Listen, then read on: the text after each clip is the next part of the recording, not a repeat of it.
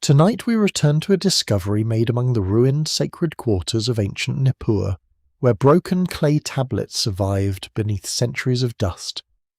During excavations beginning in the late 19th century, archaeologists recovered thousands of inscribed fragments from the once powerful religious centre in southern Mesopotamia. One surviving tablet, now preserved by the Penn Museum, dates to roughly 1900 to 1600 BC and preserves part of the Sumerian story scholars call Enki and Ninmah. Researchers connected with the University of Pennsylvania helped reconstruct the fragments, while Oxford scholars later made major Sumerian literary texts accessible through their electronic corpus. What survives is damaged, incomplete, and sometimes frustratingly uncertain. Yet the surviving lines describe something extraordinary. They speak of exhausted gods, mysterious primordial waters, and the decision to create humanity from clay. At the centre waits Enki, a divine figure associated with wisdom, fresh water, craftsmanship, and hidden knowledge. And somewhere inside this ancient story rests a question that the tablets never answer comfortably. What exactly was placed inside the human being? So, before you get comfortable, take a moment to like the video and subscribe, but only if you genuinely enjoy what I do here. And as you settle into the darkness, perhaps tell us where you are listening from tonight, and what time the clock shows where you are. Now imagine the landscape beyond your room slowly disappearing. The electric lights fade first, followed by roads, towers, engines, and every familiar mechanical sound. You find yourself standing instead beneath the enormous night sky of southern Mesopotamia. The air is still warm from the vanished sun, and fine dust settles against your skin. Somewhere beyond the darkness, river water moves gently through reeds beside a narrow irrigation canal. Insects pulse quietly near the banks, while distant cattle shift within mud brick enclosures. There are no glowing skylines here, only stars. They spread above you with a clarity modern cities almost never allow, turning the heavens into something enormous and strangely intimate. Ahead stands Nippur, one of ancient Sumer's most important sacred cities. Its walls rise from the plain like another layer of earth, shaped from the same mud beneath your feet. Inside, narrow streets wound between houses, workshops, storerooms, courtyards, and temples smelling of smoke, grain, wool, and warm clay. People have lived within such landscapes for generations. They dig canals, measure fields, record deliveries, offer food to temples, argue over property, raise children, and worry about tomorrow. Rather reassuringly, humanity has always been excellent at paperwork. The Sumerians developed one of the earliest known writing traditions, pressing signs into damp clay with carefully shaped reeds. Much of what survives is wonderfully ordinary accounts, lists, contracts, exercises, receipts, and administrative records. Yet among those practical records appear stories. Some tablets preserve hymns. Others preserve myths about the beginning of the world, the ordering of civilization, and humanity's uneasy relationship with divine powers. One such composition tells of Enki and the mother goddess Ninmah. The oldest surviving copies known today largely come from the old Babylonian period, although scholars believe the traditions they preserve may reflect older ideas. A substantial tablet excavated at Nippur was assembled from several fragments and eventually entered the Penn Museum collection.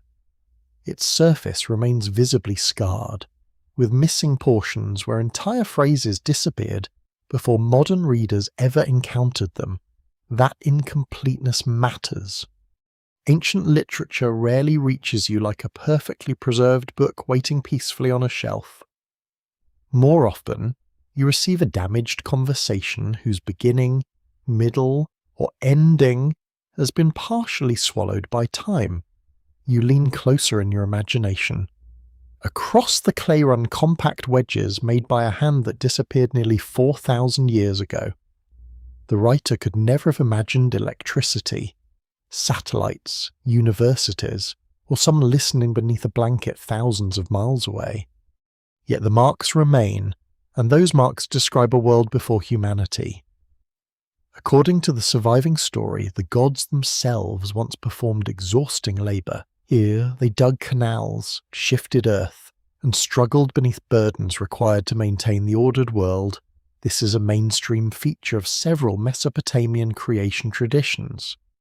Humanity does not initially appear because the universe feels lonely. Humans appear because work has become a problem. It is a remarkably practical beginning. No trumpet sounds across creation. There is simply labour, complaint, and a divine workforce discovering that endless canal maintenance is apparently unplanizan, even when you are immortal. The younger gods suffer beneath their tasks while higher divine beings oversee the work. Their complaints eventually reach Nama, the primeval mother figure within the story. She carries their distress to her son Enki, and here the atmosphere changes. Enki is not standing proudly upon a mountain or sitting upon a blazing celestial throne. He is asleep.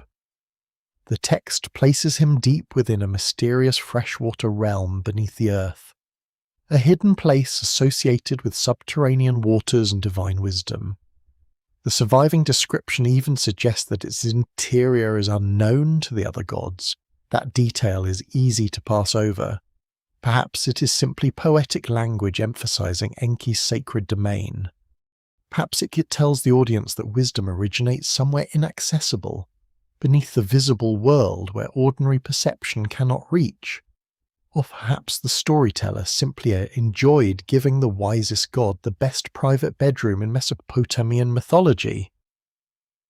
Still, the image lingers. The gods are struggling above. Enki sleeps below, and between them lies hidden water. Nama awakens him and explains the problem. The divine labourers need relief. Something new must be made. According to the Oxford reconstruction of the Sumerian text, Enki rises and begins considering a solution. He tells his mother that the creature she has planned can indeed be brought into existence. Clay will be taken from the region associated with the sacred subterranean waters. From that material, a new being will be formed. That being is humanity. Yet scholars still debate how literally such creation imagery should be interpreted within Sumerian religion. Some researchers emphasize its connection with Mesopotamia's physical environment, where river mud became bricks, buildings, tablets, vessels, and almost every structure surrounding daily life.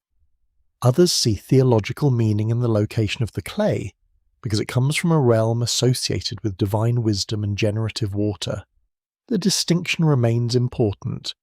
Clay alone is ordinary. Clay taken from a sacred boundary is something else. Your fingers almost feel its texture. Cool mud presses between the palms. Water darkens the earth. A shape slowly emerges. Later popular interpretations sometimes claim these texts describe secret technologies, genetic manipulation, or literal extraterrestrial intervention.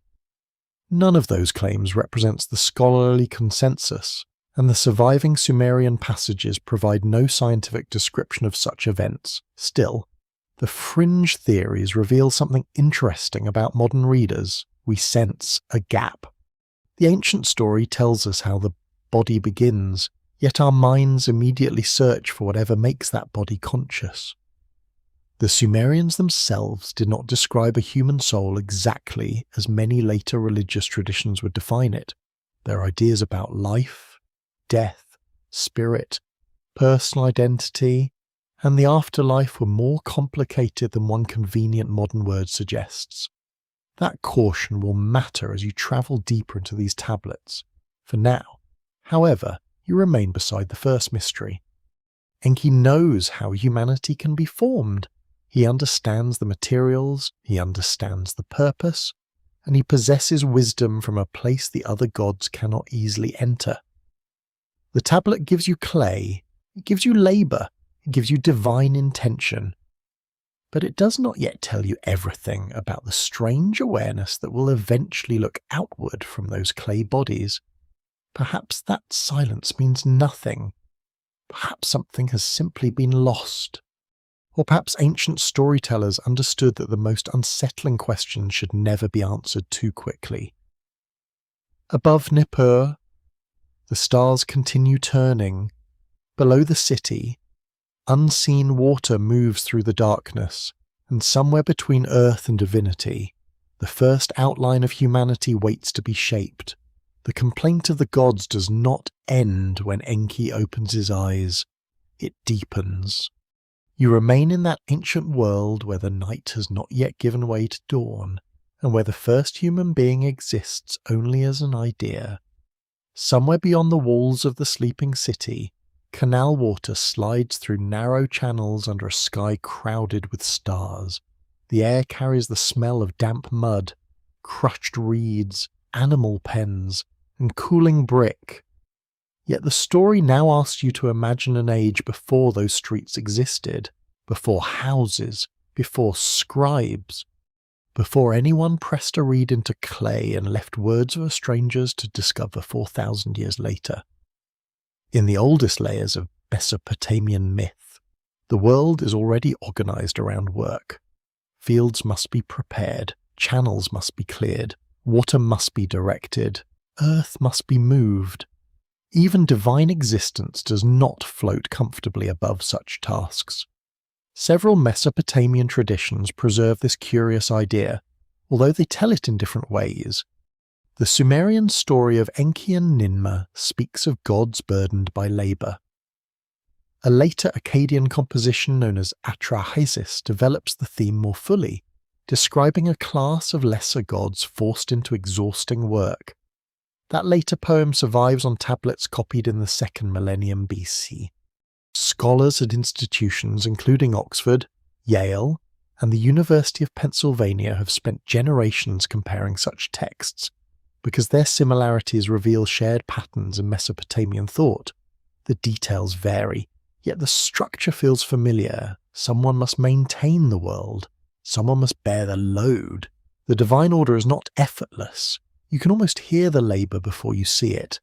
Wet clay slaps against baskets. Wooden tools scrape soil. Feet sink into mud along the edge of a new channel. Voices call across the worksite beneath heavy sunlight. The scene is mythical, but its physical details would have been painfully recognizable to ancient audiences.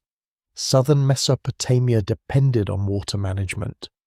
Rainfall there was limited and unpredictable, while agriculture relied heavily on rivers and extensive irrigation systems. Archaeological research into ancient settlement patterns shows that canals were not decorative features of civilization. They were civilization. A blocked channel could threaten crops. A breached bank could flood valuable land. A neglected watercourse could shift wealth, power, and survival from one community to another. This gives the divine labour story an unexpectedly grounded quality. The gods are doing precisely the work that human communities know cannot be ignored. Records confirm that Mesopotamian administrators tracked land, grain, labour obligations, canal maintenance, and agricultural production with remarkable care. Thousands of surviving tablets preserve this practical world with an almost sleepy persistence. Measures of barley, numbers of workers, days of service, fields assigned, rations distributed. The gods of myth may inhabit cosmic realms, but their exhaustion is built from the same labour surrounding every ordinary listener. That makes their frustration more understandable. You picture the heat. The sun presses downward without mercy. Mud hardens on skin, shoulders ache from carrying earth. The work repeats tomorrow, then again and again. Eventually, complaint becomes rebellion. The Atrahasis tradition portrays the labouring gods gathering in anger after enduring their burden for an immense period. They surround the dwelling of Enlil, one of the highest gods, demanding relief. The language is more forceful than the quieter Sumerian account, but the underlying problem remains similar. The system is failing. A worker cannot labour forever without resistance. Apparently, even ancient gods discovered this before certain modern managers. The humour fades quickly. However, because the myth is asking something larger, if the world requires labour, who should perform it, and what happens when those assigned to the task refuse? Some scholars interpret these stories partly through the social structures of ancient Mesopotamia. Temples controlled land, palaces organised labour, communities owed service, workers received rations. People built walls, maintained canals, harvested crops, transported goods, and served powerful institutions that presented their authority as part of a wider cosmic order. This does not mean the myths are simply disguised labour contracts. Myth rarely behaves so politely. Still, the connection between human society and divine hierarchy is difficult to ignore. The world of the gods resembles the world below. There are ranks, there are duties, there are disputes. There are authorities who expect work to continue. An open scholarly question remains whether audiences understood these myths mainly as explanations of human purpose, reflections of real social institutions, theological accounts of cosmic balance, or all these things at once. Different historians emphasize different possibilities. The tablets do not leave footnotes explaining what their listeners were supposed to think. You are left instead with images, and images can survive arguments. A canal under the sun, a crowd of divine workers, a burden carried too long, then a proposed replacement, humanity. This is where the creation story becomes slightly unsettling. The first humans are not introduced as rulers of nature. They are not presented as the universe's final masterpiece. They are not created because the gods desire friendship. They are created because labour must continue. In the Sumerian tradition, the gods complain to Namma, and she approaches Enki. In Atrahasis, the solution also involved creating human beings who can take over the work formerly performed by divine labourers. Different texts describe the process differently, but their agreement on purpose is striking. Humans are useful. They can dig, they can carry, they can maintain, they can feed the temples, they can preserve order. You hear distant sandals scraping across a courtyard. A worker bends beneath a basket. Another measures grain. A scribe counts rations.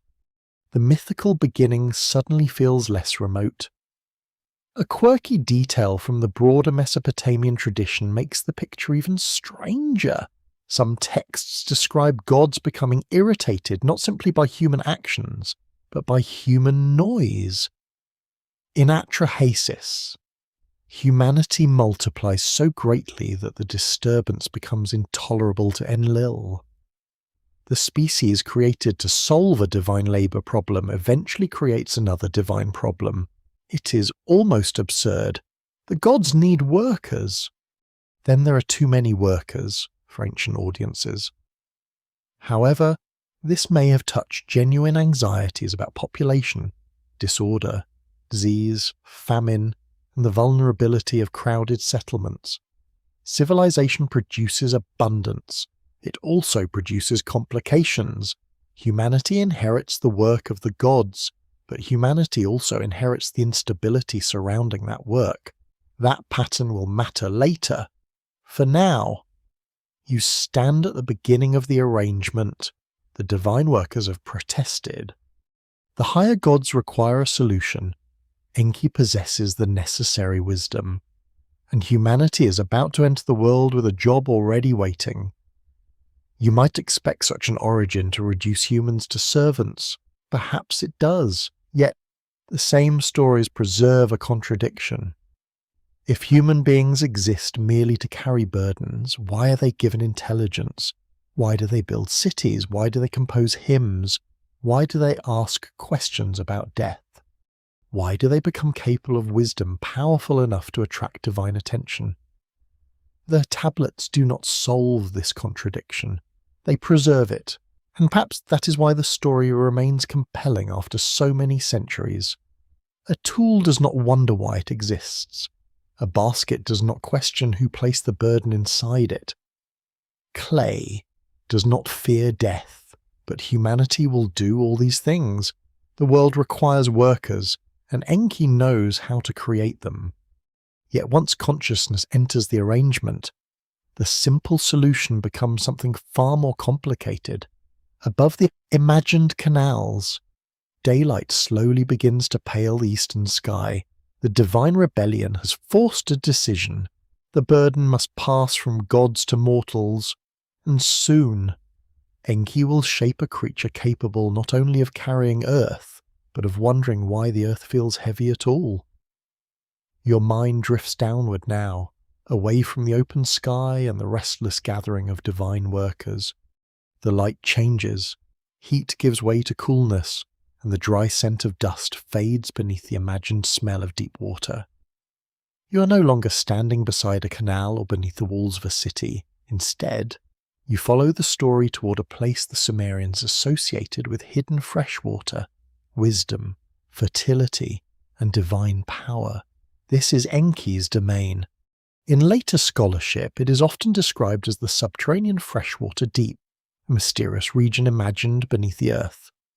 The ancient Mesopotamians depended upon rivers, wells, canals, and groundwater.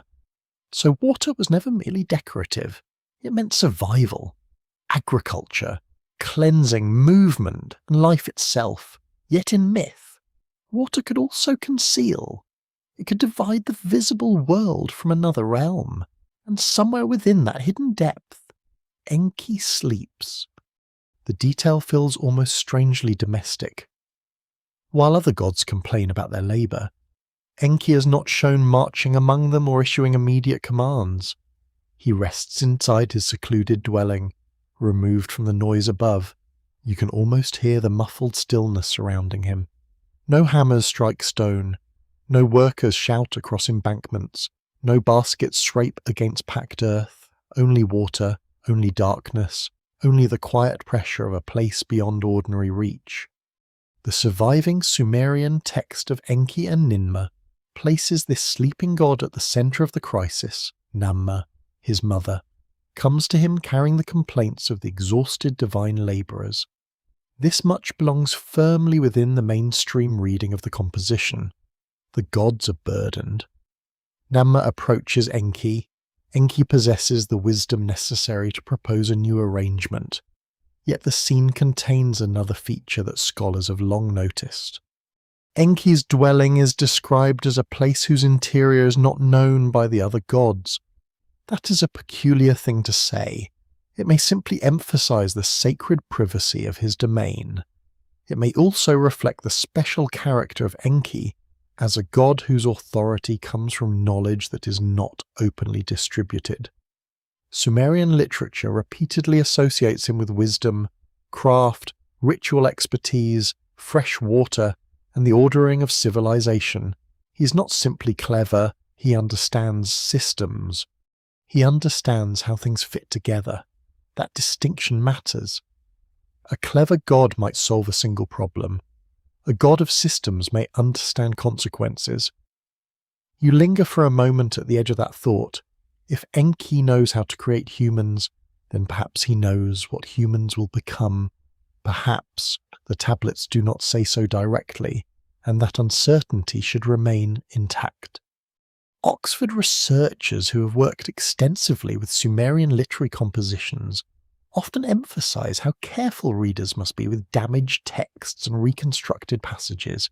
Ancient tablets survive unevenly, and even apparently simple scenes can depend upon broken lines, variant copies, or uncertain wording.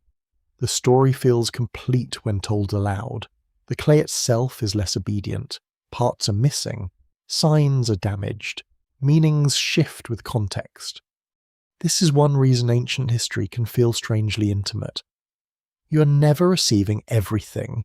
You're listening through cracks. For a moment, it feels as though you are standing beside a doorway, while voices speak somewhere beyond it.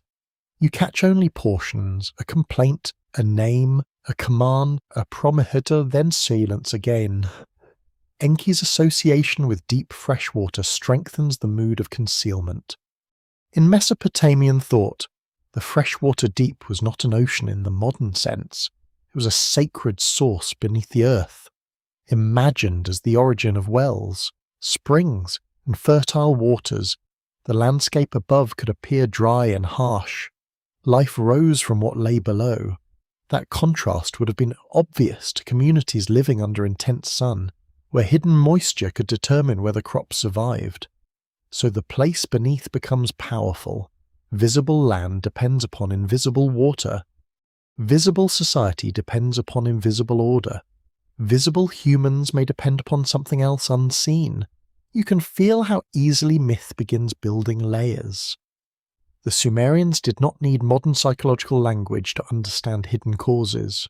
A field may look dead until water enters it. A city may look stable while unseen obligations hold it together. A person may look like clay and flesh while something less visible gives thought, memory, and intention. None of this proves that Enki conceals a literal doctrine of the soul. It does. However, explain why later readers become fascinated with the silence around him. There is always another depth. One fringe interpretation takes this imagery much further. Some modern writers claim Enki's hidden watery residence represents a secret laboratory or concealed technological base. They sometimes connect his role in human creation with speculative theories about advanced beings manipulating early humanity. Such readings are popular outside academic history. They are not supported by the surviving evidence in any direct sense. No tablet describes machinery, genetics, artificial laboratories, or scientific procedures recognizable in modern terms. Still, the popularity of the idea tells you something about the imagery itself, a hidden domain, a knowledgeable figure, a planned creation. Restricted information. Modern imagination notices the pattern immediately. Ancient imagination may have noticed something different. Perhaps the original audience understood Enki's hidden chamber as simply proper to a wisdom god. Sacred knowledge often belongs in restricted spaces, and Mesopotamian temples themselves contained zones not open to everyone. Priests performed specialized rites. Scribes mastered difficult knowledge. Access was organized. Knowledge had hierarchy. Yale scholars examining Mesopotamian intellectual traditions have often highlighted the highly trained scribal culture behind surviving texts. Writing itself was not a casual universal skill. It required education, discipline, memory, and long practice. Information, therefore, carried status. Some knowledge belonged to everyone. Some belonged to specialists. Some belonged to kings. Some belonged to gods.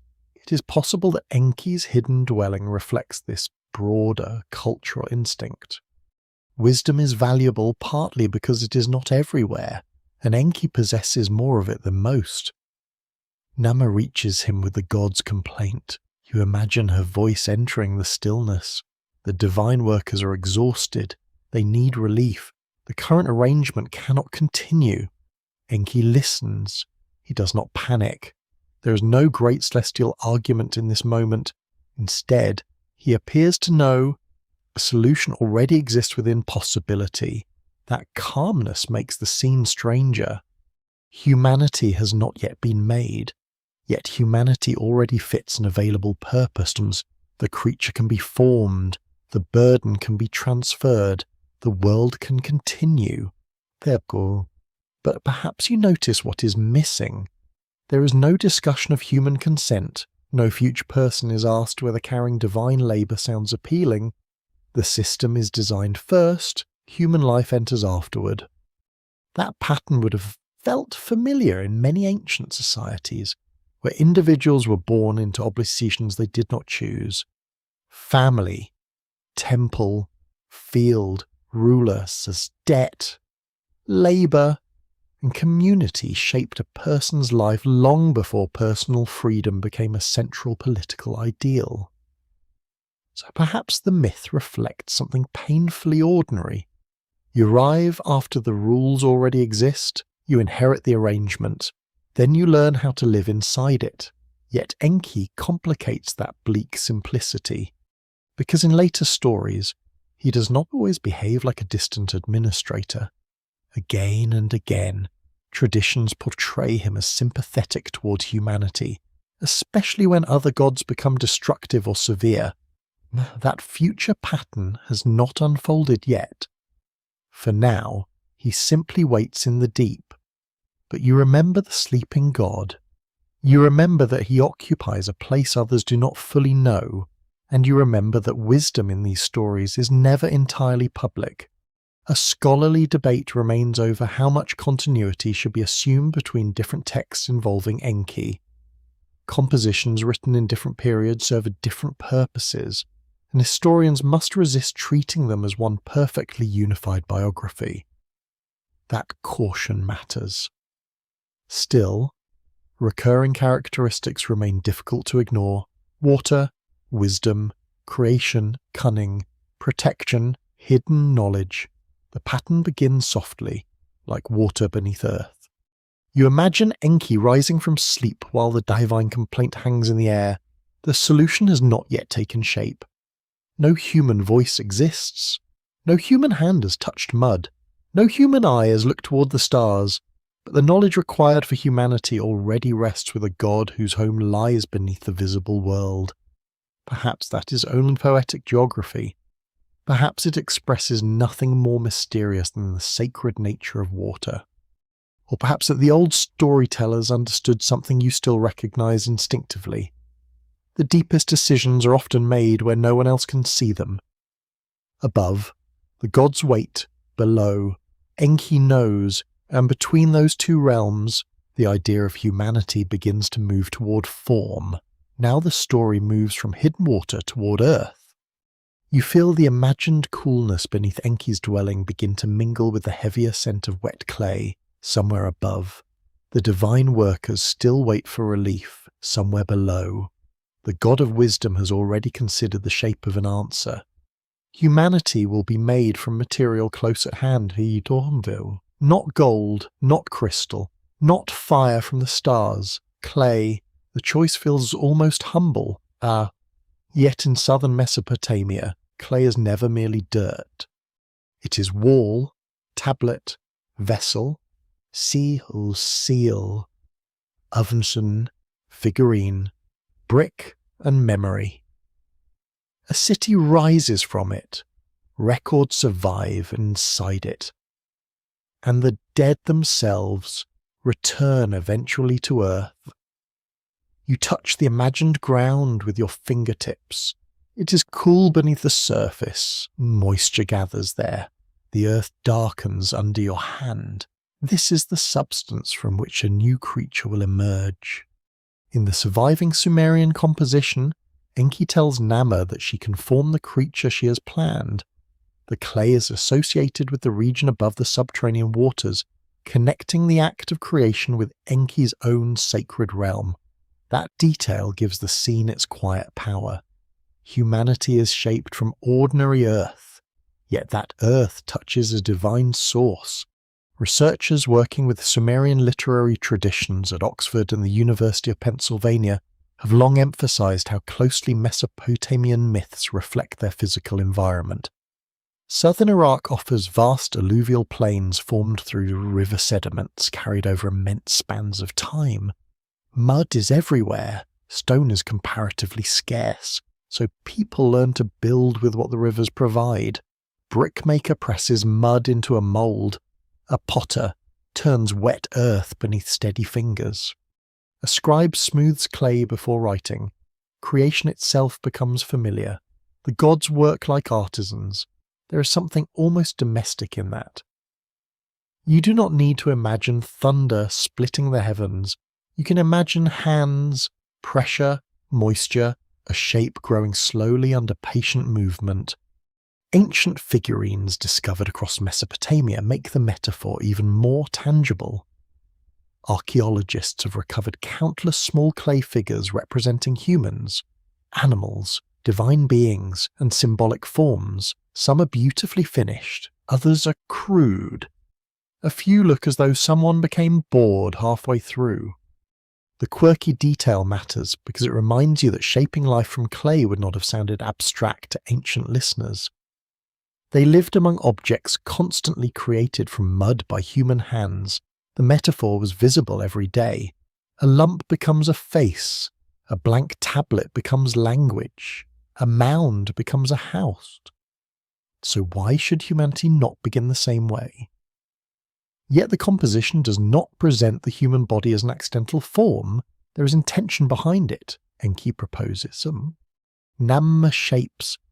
Other divine beings participate. The act is organized, and the body is created for a specific social purpose. You remember the exhausted gods, their complaint still hangs over everything. Humanity is not being formed in a vacuum. The new creature enters an existing system. This fact is well established across several Mesopotamian creation traditions. Human beings are closely linked with labor, temple service, agricultural production, and the maintenance of divine order. The gods require food offerings, temples require workers, fields require irrigation, society requires hands.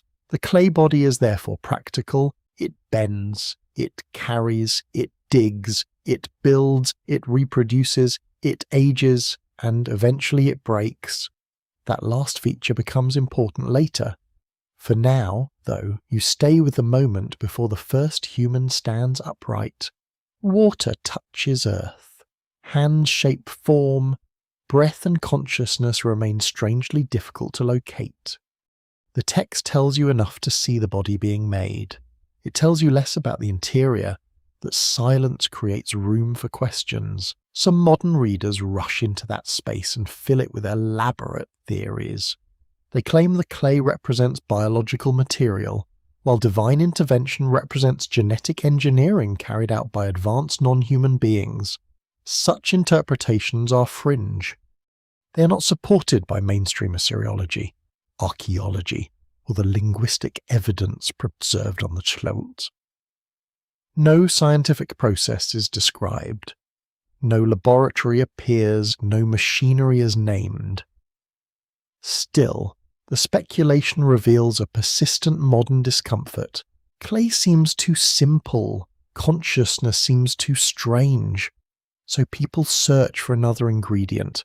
The ancient texts themselves sometimes encourage that search, though not in the way sensational theories suggest. In related Mesopotamian traditions, human creation can involve both clay and something divine. That additional element will matter later. Here. However, the Sumerian composition keeps your attention on the material foundation. Earth, moisture, craft, purpose. An open scholarly debate concerns how much theological weight should be placed on the clay itself. Some historians see it mainly as a natural metaphor derived from Mesopotamian craft traditions and the alluvial landscape. Others emphasize its symbolic depth. Clay is fragile. Clay is workable. Clay can preserve writing for millennia, yet shatter from a single careless impact. That combination makes it an unusually fitting image for human existence. You're durable and vulnerable at once, so is clay. A fire tablet may survive the destruction of a city. A human life may disappear in a generation, and yet somehow the tablet can carry that person's thought far beyond the life that shaped it. You consider the irony. The Sumerians used clay to imagine the creation of humanity. They also use clay to preserve the stories that allow you to hear their voices now. The material of the first body becomes the material of memory. Perhaps that connection is accidental. Perhaps not. Ancient storytellers often worked with objects surrounding them, giving ordinary substances layers of cosmic meaning. A farmer saw mud, a builder saw brick, A scribe saw language. A priest could see creation, different worlds inside the same handful of earth. Your attention returns to Enki. He knows which material to use. He knows where it should come from. The clay is taken near the sacred waters associated with his hidden realm. This detail creates a boundary between two domains. Earth belongs to the visible world. The deep belongs to what lies beneath. Humanity begins at their meeting point. That is easy to miss. The creature is neither entirely above nor entirely below. Its substance is earth touched by hidden water. And this image would have resonated deeply within a culture dependent on irrigation.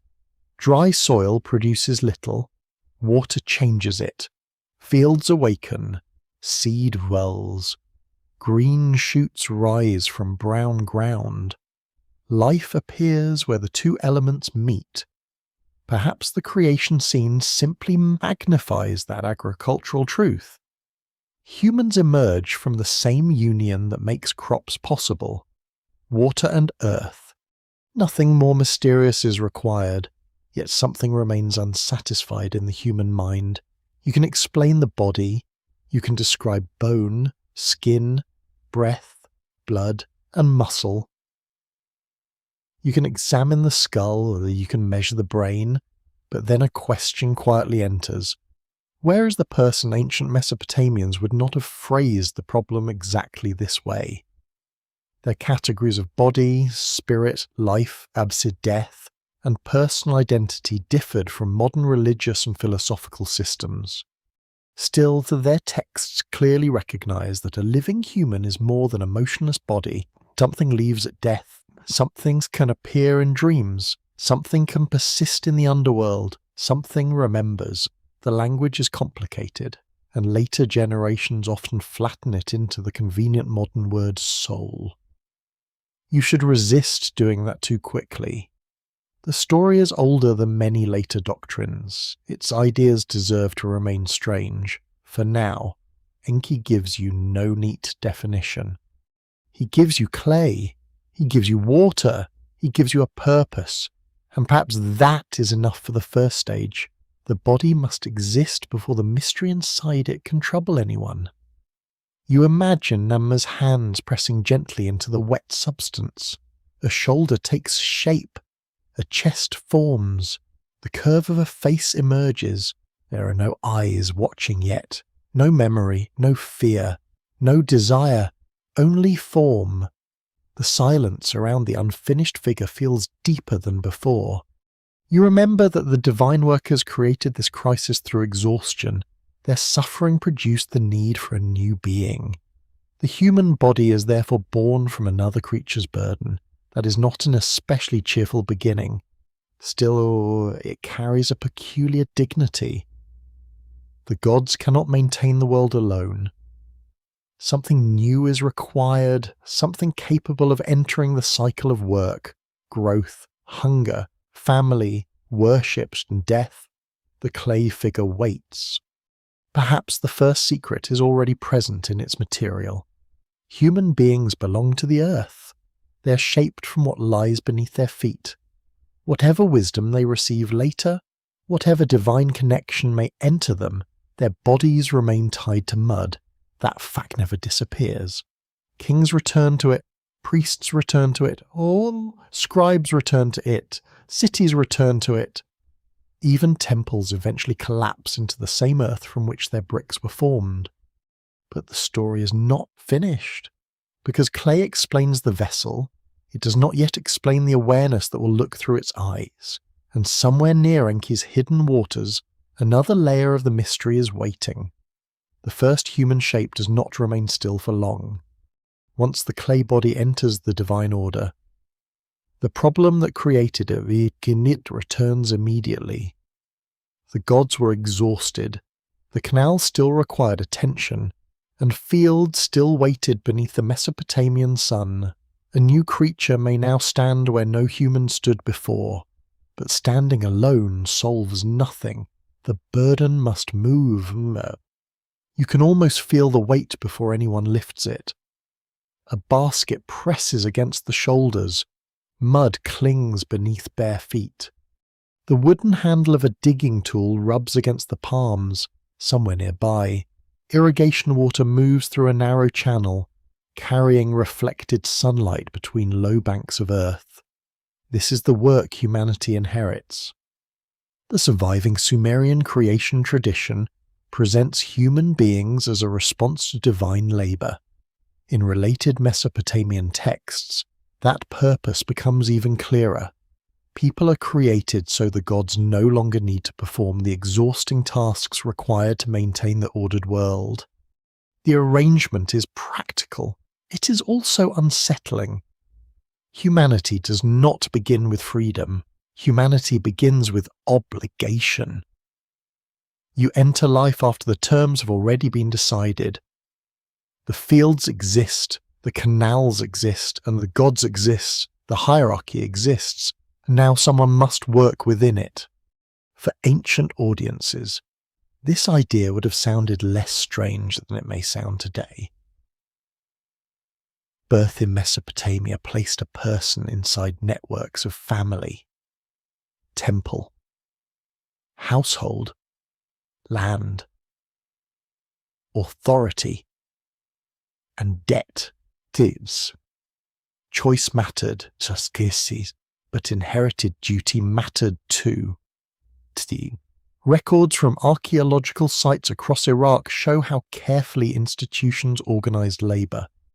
Administrative tablets list workers, grain rations, livestock, fields, and the movement of goods with extraordinary precision. Nothing disappears into abstraction. Someone must cut reeds, someone must repair walls, someone must carry barley, someone must clear silt from canals. Researchers at Yale and the University of Chicago have long studied these economic records because they reveal the daily machinery beneath Mesopotamian civilization. The famous temples and royal inscriptions survived dramatically, but ordinary administration kept society alive. A city depends upon repetition. That is less glamorous than conquest. It is also more important. You hear sandals scraping across packed earth. A foreman calls out quantities. A worker adjusts a heavy basket. Another bends beside a bank where the canal has narrowed with mud. The labour is slow. Much of civilization is. The myth transforms this familiar reality into cosmic history. Humans work because work itself belongs to the structure of creation. This does not necessarily mean every Sumerian believed the story literally. Ancient communities contain different traditions, local cults, and competing explanations just as later societies would. Still, the theme appears often enough to matter. Humans feed gods through offerings. Humans maintain temples. Humans cultivate fields. Humans preserve order. Their usefulness is built into their origin. Some scholars interpret this as a theological reflection of temple economies, where large institutions controlled land and depended upon organized labor. Others caution against reducing myth to economics alone. That debate remains open. A creation story can reflect social reality without being merely propaganda for it. It can explain suffering. It can justify a hierarchy. It can also ask why existence feels so demanding. You know that feeling without needing an ancient tablet. Tasks accumulate. Food must be found. Shelter must be maintained. Bodies require care. Communities generate responsibilities faster than anyone can complete them. Perhaps the old story expresses a simple human observation. To live is to work. The strange part is that the gods supposedly knew this first. In the Atrahasis tradition, lesser gods perform grueling labour before humanity appears. They dig waterways and carry heavy loads until their frustration erupts. Their rebellion produces the need for human workers. The sequence almost resembles a transfer of employment between species. One workforce resigns, another is created. Ancient bureaucracy apparently had ambitious recruitment policies, yet beneath the humour lies a darker thought. If humanity was created to replace divine labourers, then suffering is not an accident added later. It sits close to the beginning. Sweat is almost part of the design. You imagine the first human stepping into sunlight. There is no crown waiting, no throne, no declaration of universal sovereignty. There is earth, there is water, there is work. The new creature bends, hands enter mud. The divine problem becomes a human routine. This is a mainstream feature of Mesopotamian anthropological myth. But scholars disagree over how audiences understood the emotional meaning behind it. Was human service presented as honourable participation in cosmic order? Was it a sober explanation for hardship? Was it a justification for temple sorcery? Perhaps it carried all these meanings at different times. The tablets rarely tell you how an ordinary farmer felt while hearing such a story. That significance matters. A priest might hear sacred order. A labourer might hear recognition. A ruler might hear legitimacy. A tired parent might simply hear that even the gods once complained about work. The same story can settle differently inside each listener. One quirky feature of Mesopotamian religion makes the arrangement even more intimate. Divine statues in temples were treated not merely as symbols, but as sacred presences requiring regular care. Food was prepared, clothing was provided, jewellery was arranged. Ritual specialists attended divine images according to elaborate schedules. In effect, human beings served gods through routines that could resemble maintaining an elite household. The cosmic arrangement became physical. Bread was baked, beer was poured, incense burned, doors opened and closed at appointed times, divine service had a timetable, and human labour kept it running. You can smell warm grain now. Smoke rises beneath a temple roof. A bowl is placed carefully before an image. Outside, workers continue carrying loads beneath the sun. The sacred and ordinary worlds overlap. That overlap helps explain why labour could possess religious meaning. A canal does not merely water fields. It sustains offerings. An offering sustains divine favour. Divine favour sustains the city. The system circles back upon itself. Everyone depends upon someone else. Even the gods, in a sense, depend upon humans. This is where the simple servant theory begins to become complicated. If humans exist only to relieve the gods, why do the gods need continued human attention? If human beings are merely tools, why do divine stories repeatedly describe concern about their numbers, behaviour, evil, and fate? A tool is usually replaceable. Humanity does not always seem to be, for you remember Enki beneath the waters. His solution to the labour crisis creates more than workers. It creates beings capable of multiplying, building, remembering, worshipping, and resisting. The solution develops consequences. Perhaps Enki knows this, perhaps not. The text does not tell you, but the question waits quietly. The first human task may be digging, yet human activity soon extends far beyond digging. Cities rise, kingship develops, songs are composed, mathematics advances, laws are written, children learn signs from teachers, people dream, people grieve, people ask what happens after death. None of these things are required merely to carry baskets. The labourer becomes something else. That transformation may be the most important tension in the entire story. Humanity is created for function, yet human beings develop identity. The gods require workers, but the workers begin producing culture. The clay body learns to imagine. You walk through the imagined city as evening returns, workers come home, tools lean against walls, hands are washed, bread is divided. A child laughs somewhere behind a courtyard wall, someone complains about aching shoulders. Someone tells a story. Someone looks upward. The day's obligations end, but consciousness does not. That is the difference. Work can explain what humans do. It cannot completely explain what humans are. Perhaps ancient Mesopotamians sensed that distinction more clearly than the creation myth first appears to allow. The official purpose may be service. The lived experience is larger. A person can fulfill obligations while still wondering about meaning. A farmer can dig canals and still fear death. A scribe can count barley and still write poetry, and a temple worker can prepare offerings and still dream strange dreams after midnight. The system defines the role, it does not exhaust the person. This becomes important as the hidden timeline continues to unfold. For now, humanity accepts the weight the gods no longer wish to carry. The canals are cleared, the fields are worked, the temples are supplied, order continues. But beneath that apparent success, another mystery quietly grows. The creature made for labour has begun to think, and once a servant becomes aware of being a servant, the old arrangement can never remain entirely simple. The burden has moved from divine shoulders to human ones, yet the oldest traditions refuse to leave the matter there. Your attention returns to the clay body.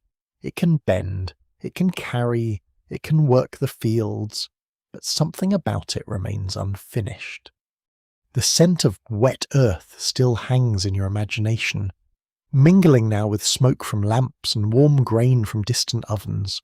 Somewhere, a temple courtyard is being swept before dawn. Somewhere else, a worker wakes before sunrise and prepares to return to the canal. Humanity is functioning, or that should solve the problem. And yet another Mesopotamian tradition introduces a detail that makes the entire creation story harder to dismiss as simple labour mythology. Clay is not the only ingredient. Something divine enters the mixture.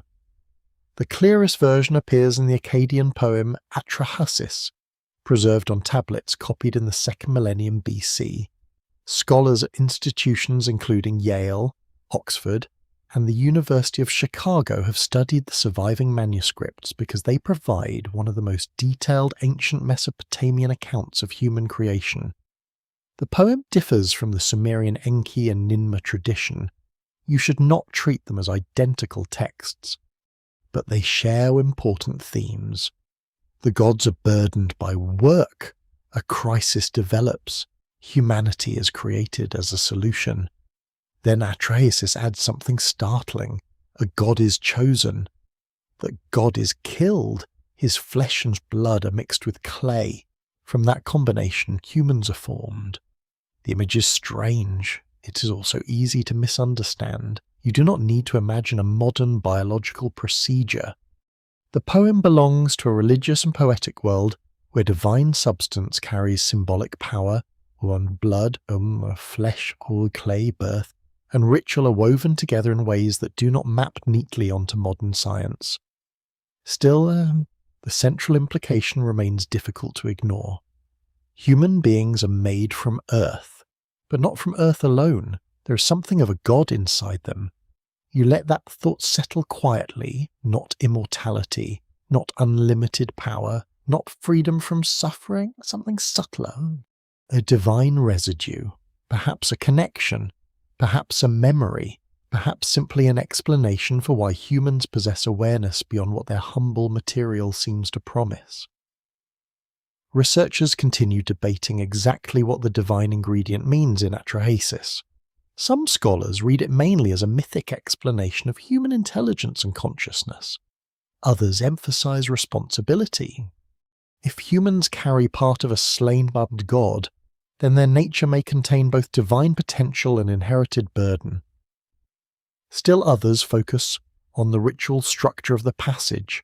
Where death and creation become inseparable, the debate remains open. The tablets do not offer a neat theological summary. They offer an image, clay mixed with divine blood. That's enough.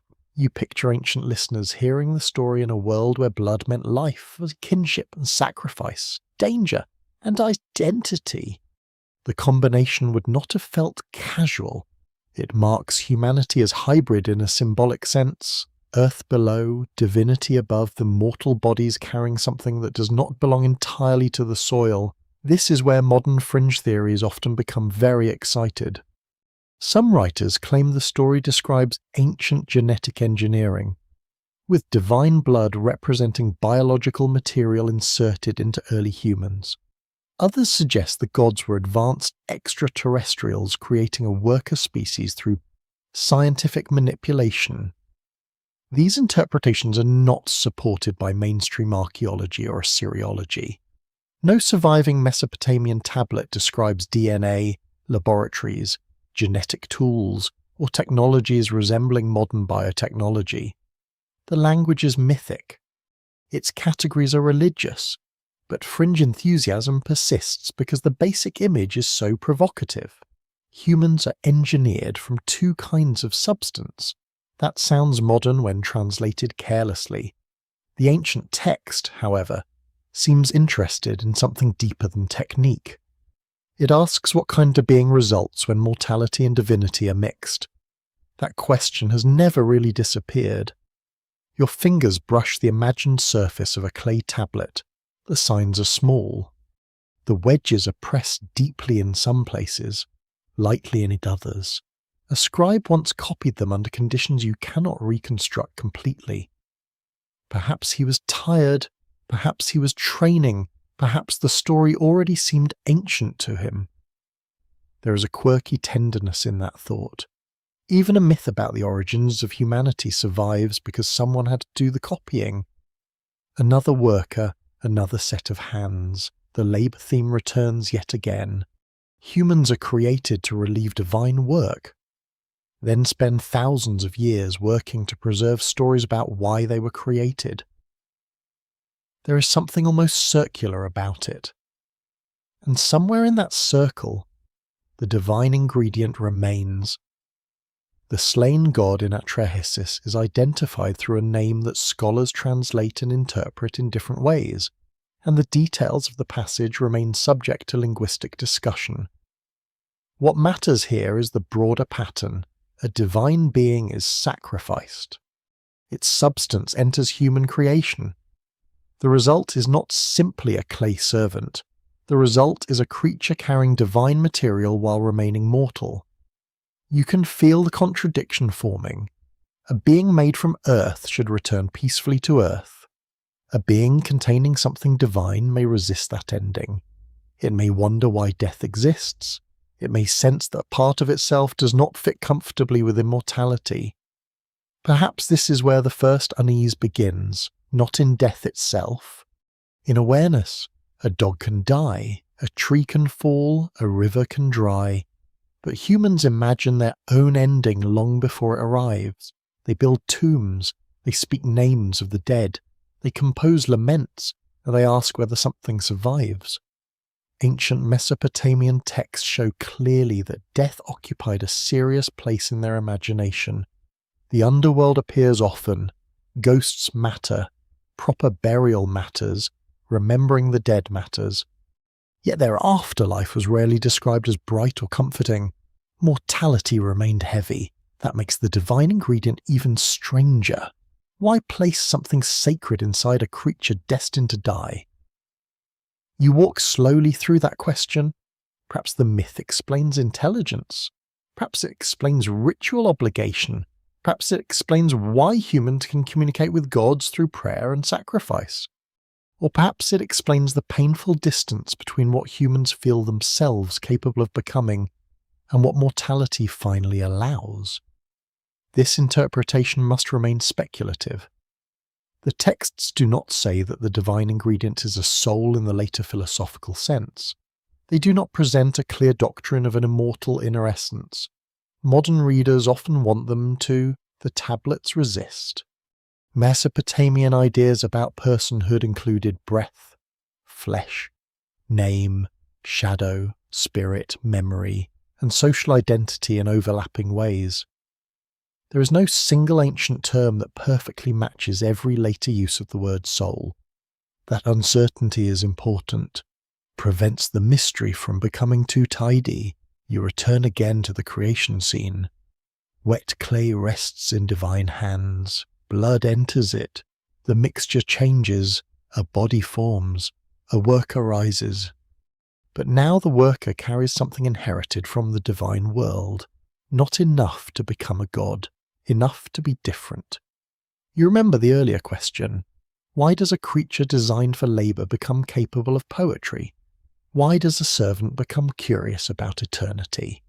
Why does a mortal species imagine immortality with such persistence? Perhaps the divine ingredient offered ancient storytellers one answer. Humans look upward because something within them came from above. Or perhaps that is simply how the myth explains consciousness, without explaining it at all. Either way, the story has crossed an important boundary. Clay alone gave humanity a body.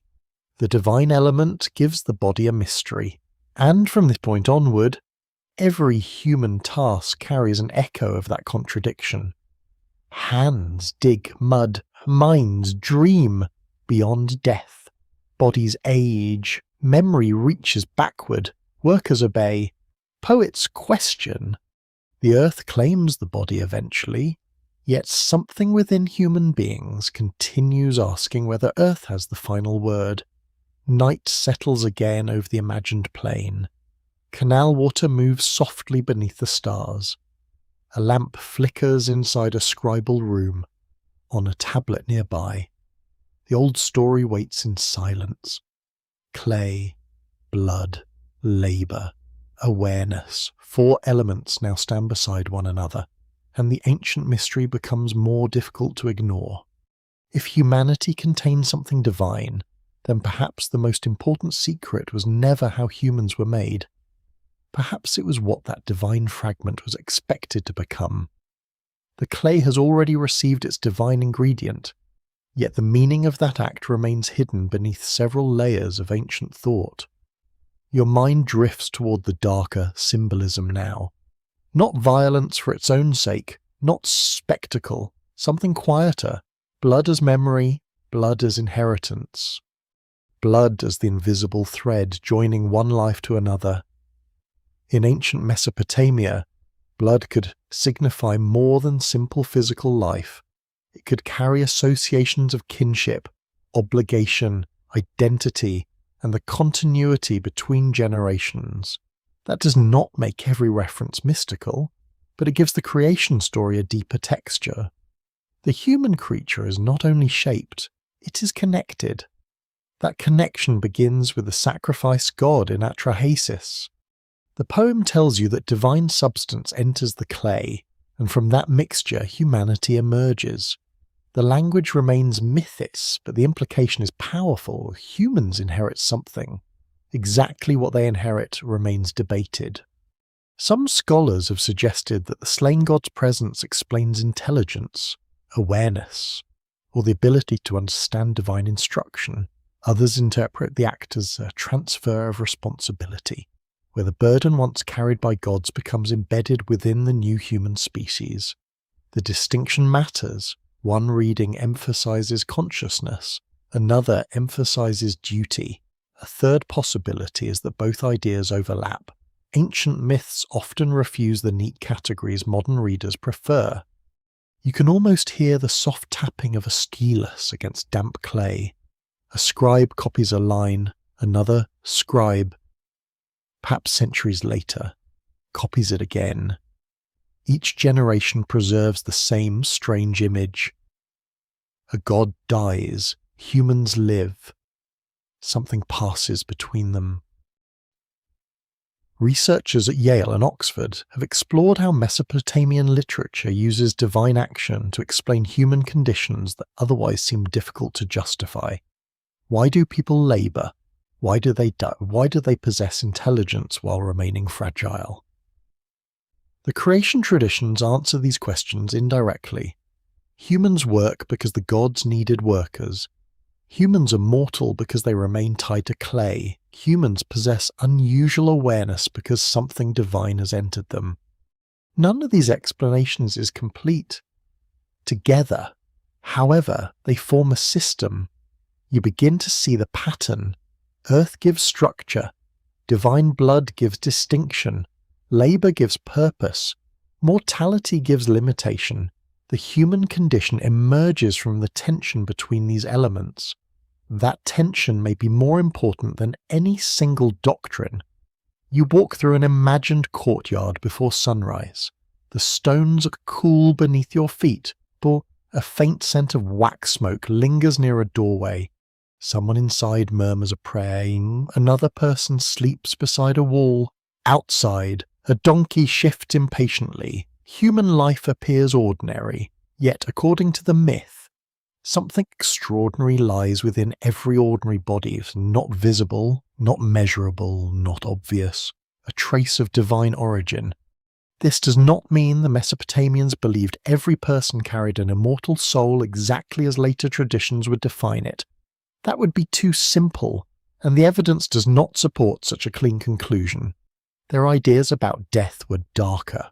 The dead could continue in altered form, ghosts could persist, names could survive through descendants and ritual remembrance. Yet the afterlife was not generally imagined as an escape into endless divine happiness. Mortality still mattered. The body still returned to earth. So what, then, did the divine ingredient accomplish? This is where the mystery deepens. Perhaps it gave humans intelligence without immortality. Perhaps it created awareness without freedom from death. Perhaps that contradiction was intentional within the myth. You can see why later readers become fascinated. A mortal creature carries something divine, yet does not become divine. That sounds almost unfair. It certainly feels unstable. One quirky detail from Mesopotamian thought makes the problem even more interesting. Names were considered deeply important to personal identity. To preserve someone's name was, in a sense, to preserve part of their presence. Kings covered monuments with inscriptions partly because memory could extend beyond the body. Ordinary families also maintained remembrance through descendants and ritual practice, so perhaps continuity did not require an immortal soul in the later philosophical sense. A person could continue through name, family, story, and ritual. That form of survival is fragile, but so is clay. Do you notice the recurring metaphor? And the tablet survives if someone protects it, the name survives if someone repeats it, the city survives if someone repairs it, memory survives if someone remembers. Nothing continues automatically. This may explain why human consciousness mattered so much. To know is to preserve, to remember is to resist disappearance. The divine ingredient, if associated with intelligence, may therefore connect humans not only to the gods but also to memory itself. Some historians have proposed that the divine blood in Atrahasis carries the capacity for understanding ritual and social order. Others remain cautious, noting that the text does not explicitly define consciousness through the language modern philosophy would use. The scholarly debate remains unresolved, and perhaps it should. The tablets give imagery, not laboratory explanations. You are not reading a neurological manual. You are listening to ancient people describe existence through symbols available to them. Blood, clay, breath, work, death. These things were close to daily life. They were visible. They were felt. And they became the language through which invisible questions were explored. A fringe interpretation pushes the blood imagery in another direction. Some modern writers claim the divine blood represents hereditary coding transferred from advanced beings into early humans. They connect the myth to theories about engineered intelligence and artificial evolution. There is no direct archaeological evidence supporting this reading. No Mesopotamian text describes chromosomes, laboratories, or procedures resembling modern genetic. Still, the interpretation persists because the original myth already contains the idea of mixed origin. Modern readers translate symbolic hybridity into biological hybridity. The ancient text never asked them to do that, but the temptation is understandable. People remain fascinated by the possibility that intelligence did not arise entirely from ordinary matter. You return to the clay figure. The blood has entered. The body now stands. Eyes open, hands move. The creature responds. This transition may have been obvious to ancient listeners. Body without life is one thing. A living person is another. The difference is invisible but undeniable. Modern science explains consciousness through the activity of the brain. Yet even today, the subjective experience of awareness remains philosophically difficult. Ancient Mesopotamians approached the mystery differently. They told stories. That does not make their stories scientific explanations. It makes them human explanations. And human explanations often reveal emotional truths even when they do not describe physical mechanisms. The emotional truth here may be simple. You feel divided. Part of you belongs to Earth. Part of you reaches beyond it. Your body tires. Your mind imagines eternity. Your hands carry burdens. Your thoughts wander among stars. The myth gives that inner contradiction a sacred ancestry. Earth below, divinity within, death ahead, awareness in between. You can sense why such a system would remain powerful. It explains why human beings seem both insignificant and strangely important. You are small enough to return to dust. You are aware enough to know that you will. That knowledge changes everything. A stone does not fear erosion. A tree does not carve its name into brick. A river does not compose hymns about its own ending. Humans do these things because awareness creates distance from the present moment. You remember yesterday. You imagine tomorrow. You anticipate loss before it comes. Perhaps the divine element represents precisely that capacity, not immortality itself. The knowledge of mortality, that possibility leads toward a far more unsettling interpretation. What if the divine gift is not protection from death? What if it is the ability to understand death? The tablets do not say this directly. You must remain careful. Still, the pattern allows the question. A mortal body can simply exist. A conscious mortal body can wonder why existence ends, and once that question appears, the human creature becomes something the original labour system did not require. The worker becomes philosopher, the servant becomes mourner, the clay remembers the god inside it, or perhaps humans simply invent that memory because mortality feels unbearable. Either possibility is haunting in its own quiet way. You hear distant temple bells, a breeze moves through reeds beside the canal. Someone wakes in the darkness and whispers a name belonging to someone already dead. The name survives another night. Memory continues. Perhaps that is all the divine fragment ever meant. Perhaps it meant nothing of the sort. The ancient text remains patient, does not resolve the question for you, merely places blood into clay, raises humanity into consciousness, and leaves you to wonder what passed from God to mortal in that moment. The body was created to work. The mind was given something more. And now, for the first time, you begin to suspect that the real secret may not be immortality. It may be the awareness that immortality exists somewhere beyond reach. The question now becomes more difficult, because awareness itself is harder to describe than clay. Blood or labour, you can see a body, you can measure a field, you can count grain of dawn, bricks, workers and days. But how do you measure the moment when a human being becomes aware of being alive? The old Mesopotamian texts never offer a single answer.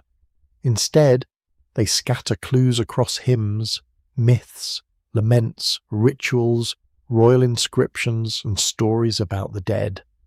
Each fragment seems to describe one part of the human condition, but none stands alone as a complete theory. That is what makes the search so compelling. You are not uncovering a doctrine, you are reconstructing a pattern. The scent of incense drifts through an imagined temple chamber. A lamp burns low. A scribe bends over a tablet while shadows gather along the wall. He knows words for breath. He knows words for spirit.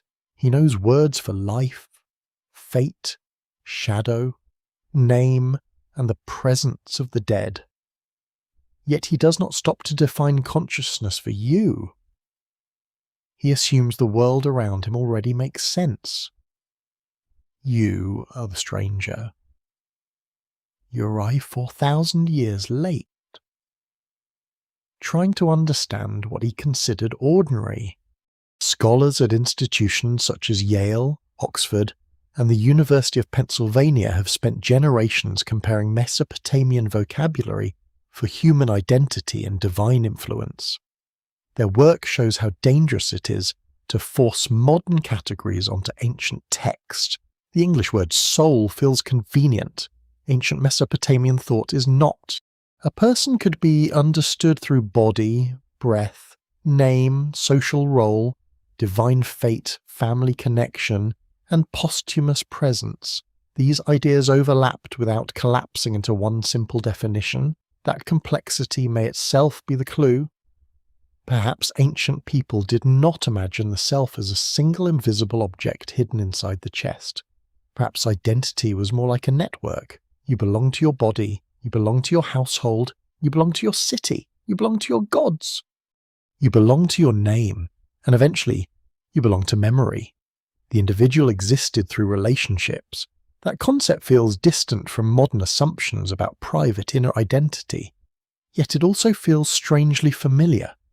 Take away someone's name, family, history, indeed language, and memories, and something important disappears. Ancient Mesopotamians understood that loss in their own way. Records confirm that names carried enormous importance. Kings placed their names on bricks, statues, boundary stones, temple deposits, and monuments because remembrance could extend a person's presence beyond death. Ordinary people lacked royal monuments, but family memory still mattered. A name spoken by descendants could preserve connection. A name forgotten could vanish into sedence. That is one reason memory belongs so naturally beside the mystery of the soul. Perhaps consciousness is not simply the ability to think. Perhaps it is the ability to know that you belong to a story. You wake knowing who you are. You recognize yesterday. You anticipate tomorrow. You remember the dead. You expect others to remember you. The clay body becomes historical. This is already far beyond the original labor requirement. A worker needs hands. A worker needs strength. A worker does not necessarily need to ask what his life means, and yet Mesopotamian humans ask. Their literature proves it. They lament injustice. They fear illness. They praise rulers. They complain to gods. They mourn children. They describe dreams. They wonder why the righteous suffer. They search for meaning inside events that refuse easy explanation. The famous Mesopotamian tradition, sometimes called the Babylonian theodicy, shows how deeply this questioning could run. A suffering speaker and a companion debate justice, fortune, divine order, and the apparent unfairness of life. The text does not resolve everything. That uncertainty matters. Ancient religion was not always a collection of confident answers. Sometimes it was an argument held in the dark. You can almost hear two voices crossing a quiet room. One insists order exists, the other points towards suffering. Neither voice fully wins. That scholarly openness continues today. Historians still debate how ancient Mesopotamians understood divine justice, personal responsibility, fate, and the inner self. Some emphasize the strength of cosmic hierarchy. Others focus on uncertainty, and still others argue that contradiction was not a flaw but part of the religious worldview itself. The gods could be wise and unpredictable. Humans could be favored and vulnerable. Order could exist without guaranteeing fairness. This is not comfortable theology. It may be closer to ordinary experience. The strange divine ingredient from Atrahasis now returns to your thoughts. If something from a god enters humanity, does that explain intelligence, or does it explain something more unsettling? Perhaps it gives humans the capacity to recognize the divine order while never fully understanding it. Knowledge without certainty, awareness without control, that would be a difficult gift. Imagine being told that the universe has meaning, but never being given the entire explanation. You see fragments, you interpret signs, you perform rituals, you follow traditions, you hope the pattern holds. Then something unexpected happens, a harvest fails and a child dies, a king falls, a city burns. The gods remain silent. What do you do with awareness of then? Mesopotamian literature answers differently from one text to another. Sometimes you pray, sometimes you lament. Sometimes you consult omens, sometimes you accept that divine reasoning remains beyond human reach, and sometimes, very quietly, you question. A quirky detail from Mesopotamian scribal culture makes this search for understanding almost touching. Students copied proverbs as part of their education. Some sayings complain about laziness, foolish behaviour, bad neighbours, difficult family members, and the familiar frustrations of ordinary life. Humanity may carry divine blood, but it still complains about other humans. The cosmic mystery survives alongside domestic annoyance. That contrast is useful. Ancient people were not walking theological symbols. They worried about food, they argued, they joked, they made mistakes. They probably became bored during lessons. The divine ingredient did not erase ordinary life, it complicated it.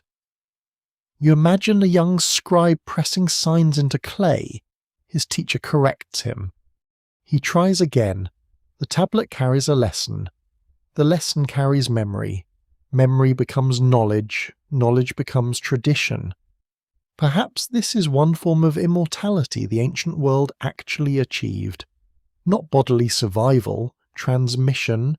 A thought moves from one mind to another, then eventually to you. The person who wrote the signs dies. The signs remain. This may be why writing transforms the mystery of consciousness so profoundly. Before writing, memory lives mainly through living mouths. After writing, thought can survive without the thinker. Clay becomes a second memory. You begin to see why Enki's association with wisdom matters so much. He does not merely create workers, he becomes linked with the systems that allow civilization to organize knowledge, craft, ritual, measurement, order, the principles by which society functions. If humanity receives intelligence, that intelligence quickly becomes collective. One mind learns, another records, another copies, another interprets. Consciousness becomes civilization. This creates another open question. Did Mesopotamian thinkers believe intelligence itself was a divine gift? Or did they see wisdom as something acquired through instruction, tradition, and proper relationship with the gods? The evidence suggests both ideas may have coexisted. Certain forms of wisdom belong to gods. Humans could receive for practice or preserve portions of it. But limits remained. No human became all-knowing. No king escaped uncertainty. No scribe possessed the entire divine plan. The boundary stays intact. Perhaps that boundary is essential. If humans knew everything, they would no longer occupy the human place within the system. They would approach the gods too closely. So awareness must be sufficient for civilization, but insufficient for complete understanding. You are given enough knowledge to ask, not enough to finish asking. That pattern feels almost deliberate. The night outside the imagined temple deepens. The lamp flame contracts. The scribe pauses and rubs his tired fingers. He has spent hours preserving words whose full meaning will still be debated thousands of years later. Perhaps he would find that amusing. Perhaps he would find it obvious. Some things belong to the gods, some things belong to humans, and some things remain between them.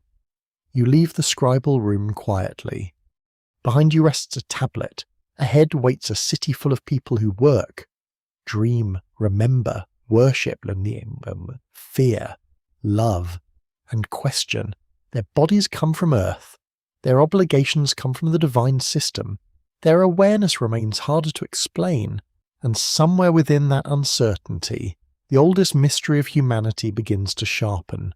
Not simply whether humans possess a soul, but why a creature created for labour became capable of wondering whether it possesses one at all. The pattern becomes easier to notice once Enki begins appearing again and again beside moments of human danger. You've already seen him beneath hidden waters, listening while other gods complained of their labour. You've watched him help establish the conditions from which humanity emerges. Now the old stories begin to reveal something more personal. Enki does not remain distant. Again and again, he intervenes.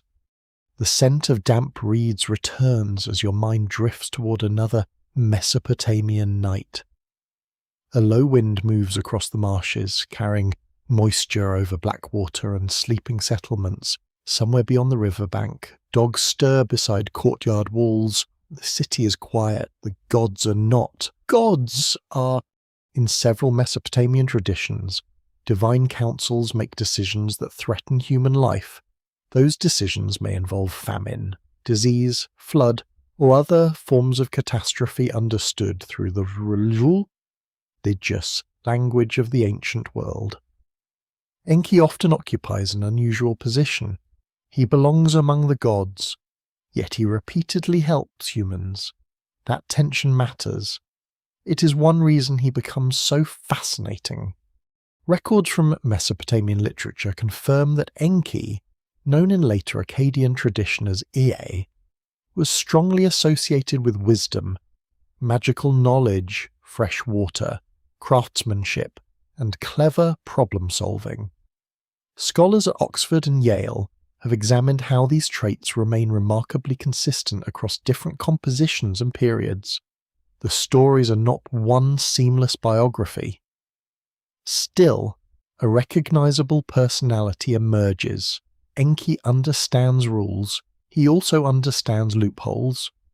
That distinction will become important.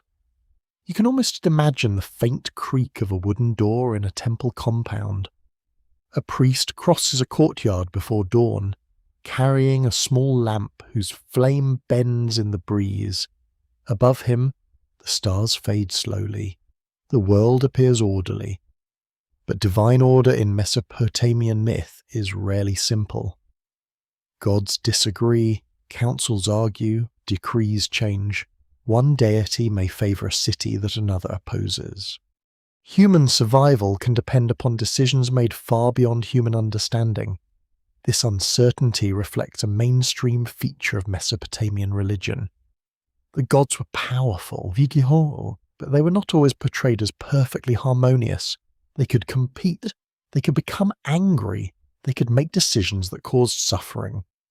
Humans therefore lived within a universe governed by authority, but not necessarily by predictable kindness. Enki complicates this system because he often becomes the divine figure most willing to help. Sometimes his assistance is direct, sometimes it is subtle, sometimes it depends upon technical obedience to one command while quietly defeating its purpose. Ancient storytellers seem to enjoy this quality. Enki does not always confront power openly, he bends around it. You may recognize the type. Every large organization eventually produces someone who knows exactly where the rules become flexible. The gentle humor hides a serious point. Wisdom in these stories is not merely knowledge, it is strategy, and humanity benefits from it. One of the clearest examples appears in the flood tradition, but the full event still lies ahead.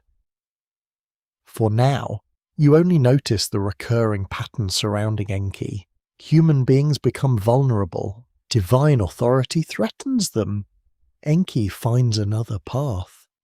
That is more than coincidence. Some scholars have suggested that Enki's protective role reflects his broader association with life-giving water and creative intelligence. Others emphasize his place within ritual traditions, where his wisdom could restore order after disruption. A different interpretation sees him as a divine mediator. He belongs fully to the divine hierarchy, but he is capable of translating its dangerous decisions into survivable outcomes for humans. The debate remained open. Ancient texts do not stop to explain why he cares. They simply show that he does. You walk slowly beside an imagined canal. Moonlight trembles over the surface. Reeds brush against one another with a dry whisper. Water has always followed Enki. This connection is not decorative. Fresh water sustains life in southern Mesopotamia. A well can preserve a household, a canal can preserve a city, a river branch can transform barren soil into farmland. Water therefore becomes a natural symbol for rescue. It moves around obstacles, it finds lower ground, it slips through cracks. Enki often behaves the same way.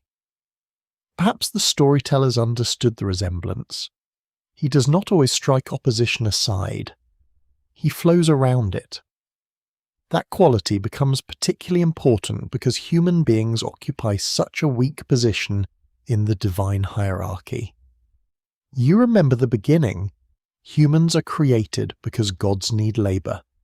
That purpose does not automatically grant dignity. Workers can be replaced, servants can be punished, populations can be reduced. Yet Enki's repeated interventions suggest that humanity possesses some value beyond simple usefulness. The texts never define that value clearly. This is where your mystery begins to deepen. If humans are merely workers, why protect them? If their purpose is only service, why risk conflict with other gods on their behalf? Perhaps the gods need human offerings. That explanation is practical. Mesopotamian temples depended on ritual service, and myths sometimes present humans as providers for divine needs. Yet Enki's actions occasionally feel more personal than economics alone can explain.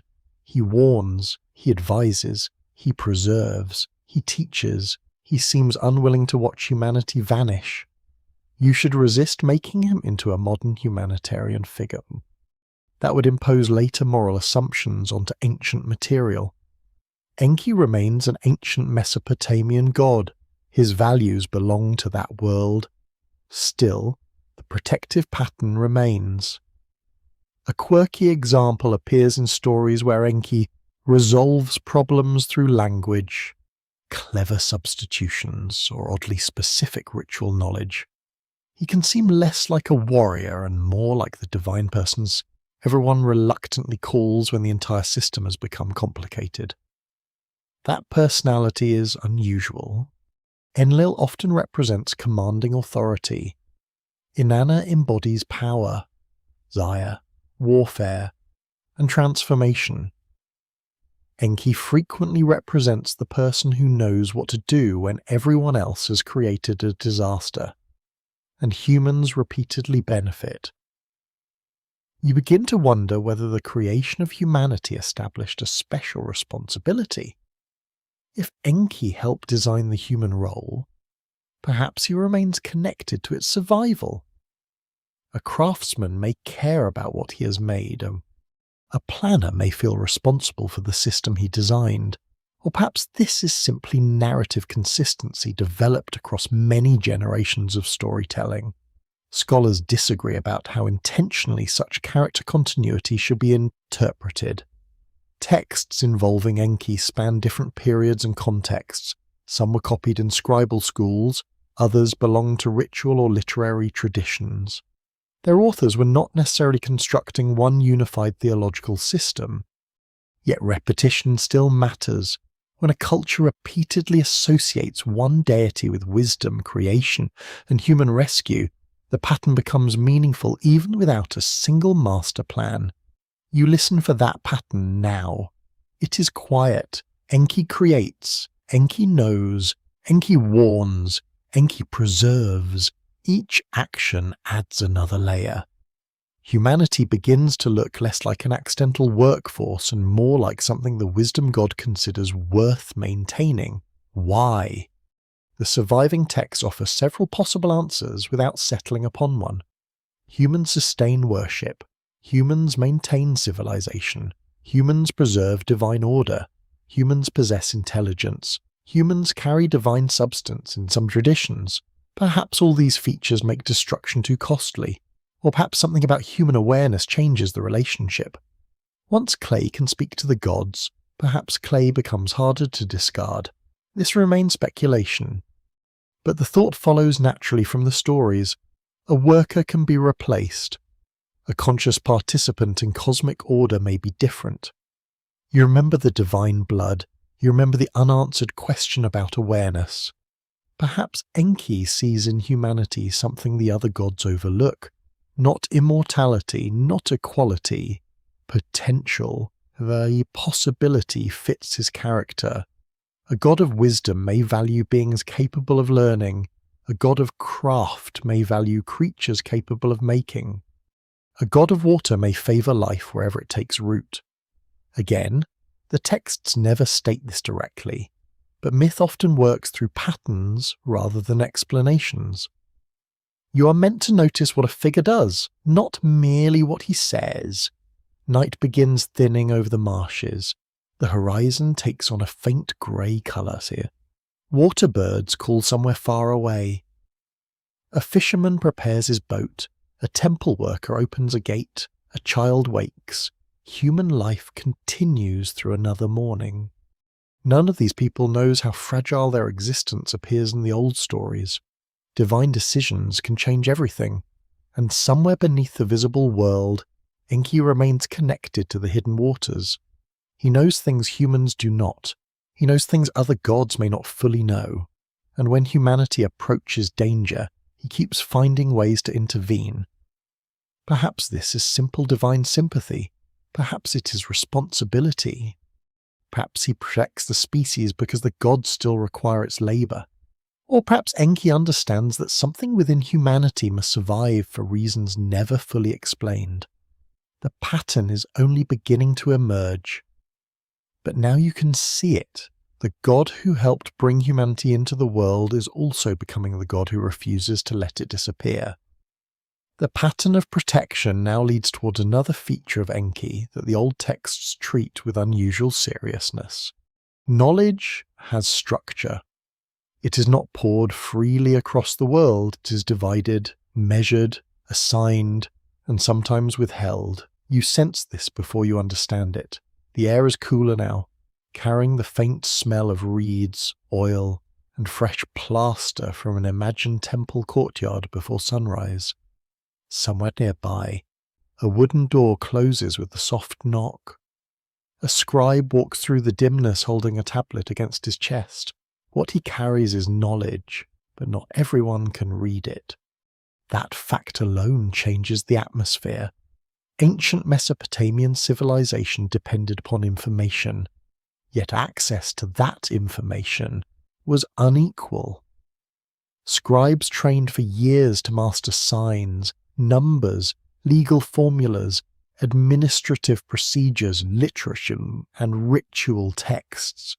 Writing created memory. It also created boundaries. Some people could enter those boundaries. Most could not. The divine world in Sumerian literature often appears to work in a similar way. Power is organized through principles, offices, decrees, and responsibilities. One of the most intriguing examples appears in the Sumerian composition commonly known as Enki and the World Order. The surviving text portrays Enki moving through the ordered world and assigning functions to gods, lands, rivers, crafts, and institutions. He does not simply create things and walk away. He establishes relationships, he places responsibilities, he arranges civilization. That is a mainstream feature of Enki's literary character. He is not only a maker, he is an organizer. You can almost see the world becoming a vast administrative tablet. Water here, grain there, building assigned, pastoral work assigned, craft assigned, cities given roles, divine powers distributed. The universe begins to look less like chaos and more like an office managed by someone with an alarming love of categories. Ancient Mesopotamia would have understood the logic immediately.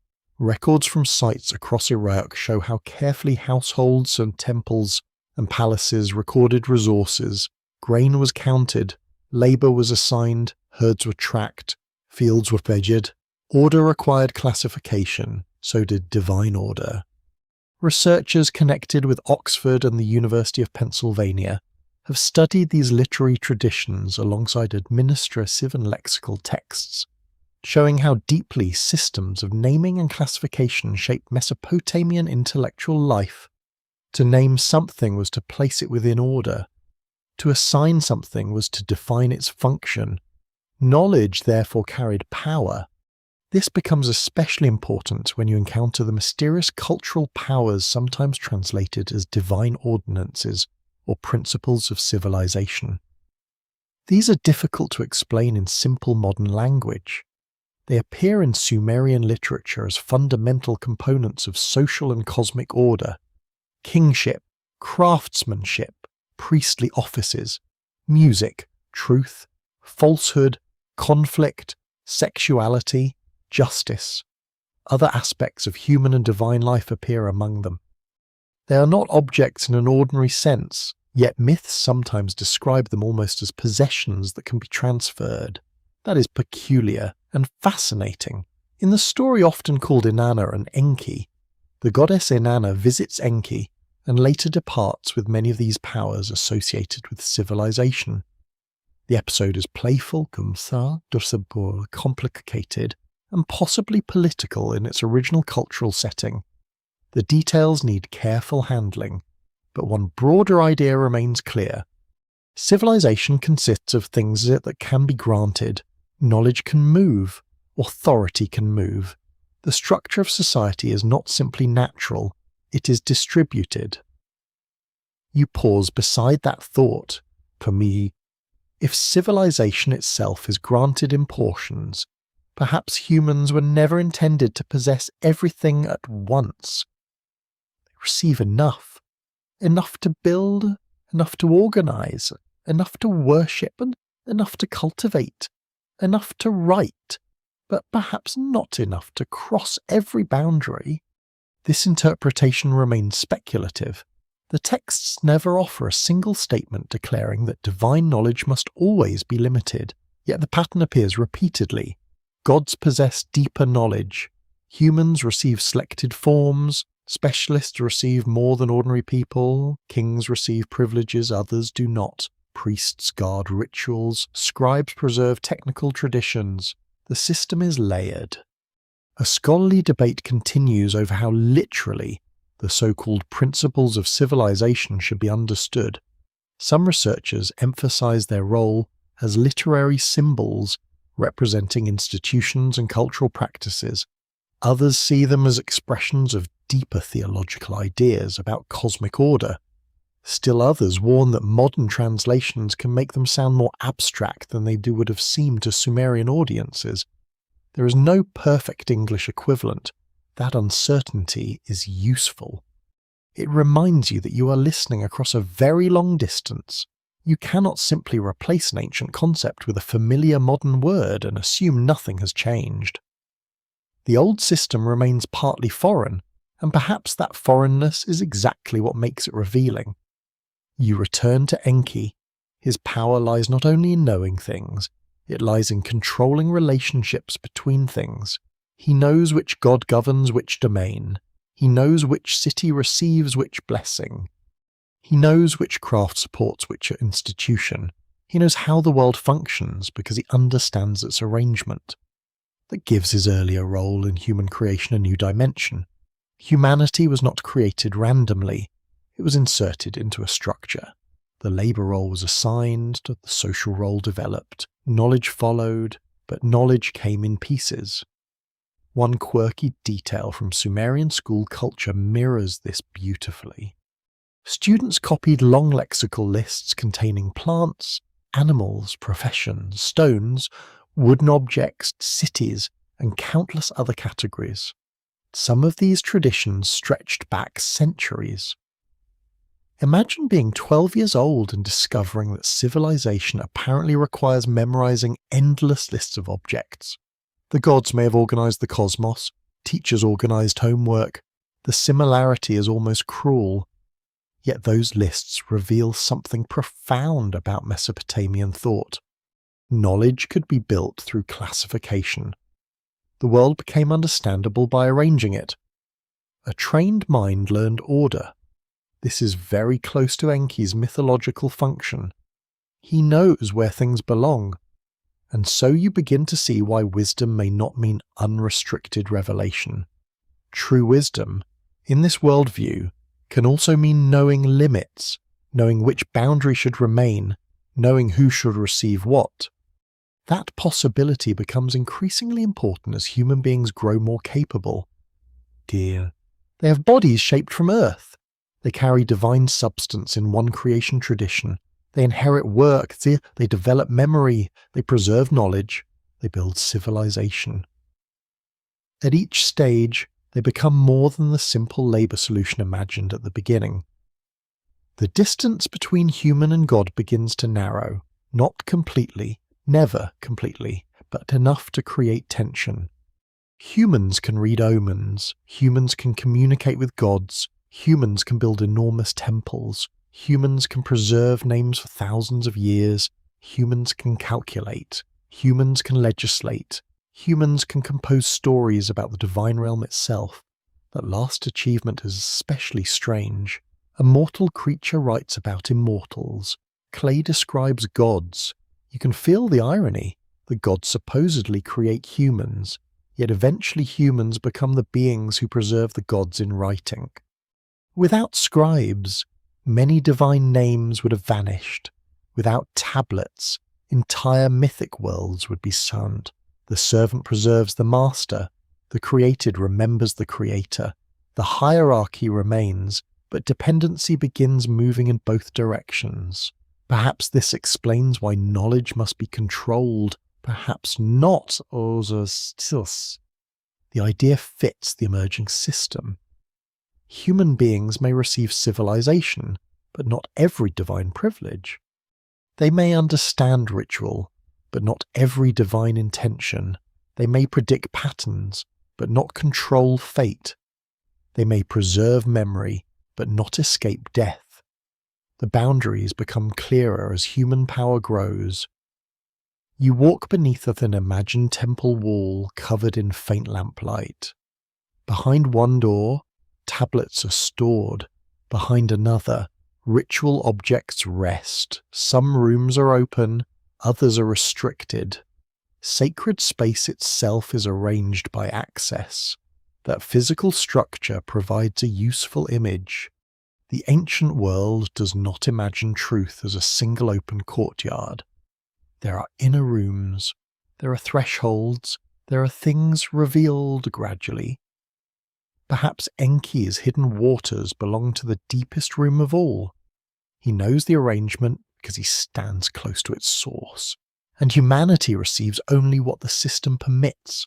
For now, that is enough. Humans possess crafts, they possess language, they possess institutions, they possess memory. They possess the strange intelligence that lets them ask why they possess any of these things. But somewhere beyond all those gifts, another boundary waits. You have not reached it yet. Still, you can already feel its outline. The gods distribute civilization. They grant knowledge. They allow humans to become astonishingly capable. But there is one privilege that remains different from all the others. It cannot be taught like writing. It cannot be assigned like kingship. It cannot be stored on a tablet. And soon, the old stories will begin to show how carefully that final boundary is guarded. The boundary becomes visible slowly, not through a gate, not through a wall, not even through a command spoken directly to humanity. It appears instead through absence. Humans receive intelligence, language, craft, memory, ritual, and the knowledge required to build cities. They learn to measure fields, record debts, organize temples, and preserve the names of kings long after those kings have returned to dust. Yet one thing remains beyond reach: immortality. You feel the weight of that word differently now. The imagined city around you has grown larger. Mud brick walls catch the late afternoon light, and shadows stretch across narrow streets. Somewhere, bread cools on a flat surface. Somewhere else, a worker washes dust from his arms before entering a courtyard. Human life is busy, productive, ordered, temporary. That final quality changes everything. Mesopotamian literature returns to mortality with remarkable persistence. Kings possess wealth. Heroes receive divine favor. Priests understand sacred rites. Scribes preserve knowledge. Still, death waits for all of them. The most famous example survives in tradition surrounding Gilgamesh, king of Uruk. You already know the shape of that story, even if you have never read the tablets. A powerful king loses someone he loves. Grief becomes fear. Fear becomes a search.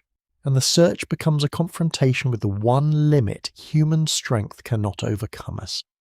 The historical city of Uruk was one of the great urban centres of ancient Mesopotamia, and archaeology has confirmed its enormous importance during the 4th and 3rd millennia BC. Researchers from major universities and archaeological institutions have spent decades studying its monumental architecture, administrative systems, and literary legacy. Gilgamesh himself may preserve the memory of an early ruler, the literary figure, however, becomes something larger.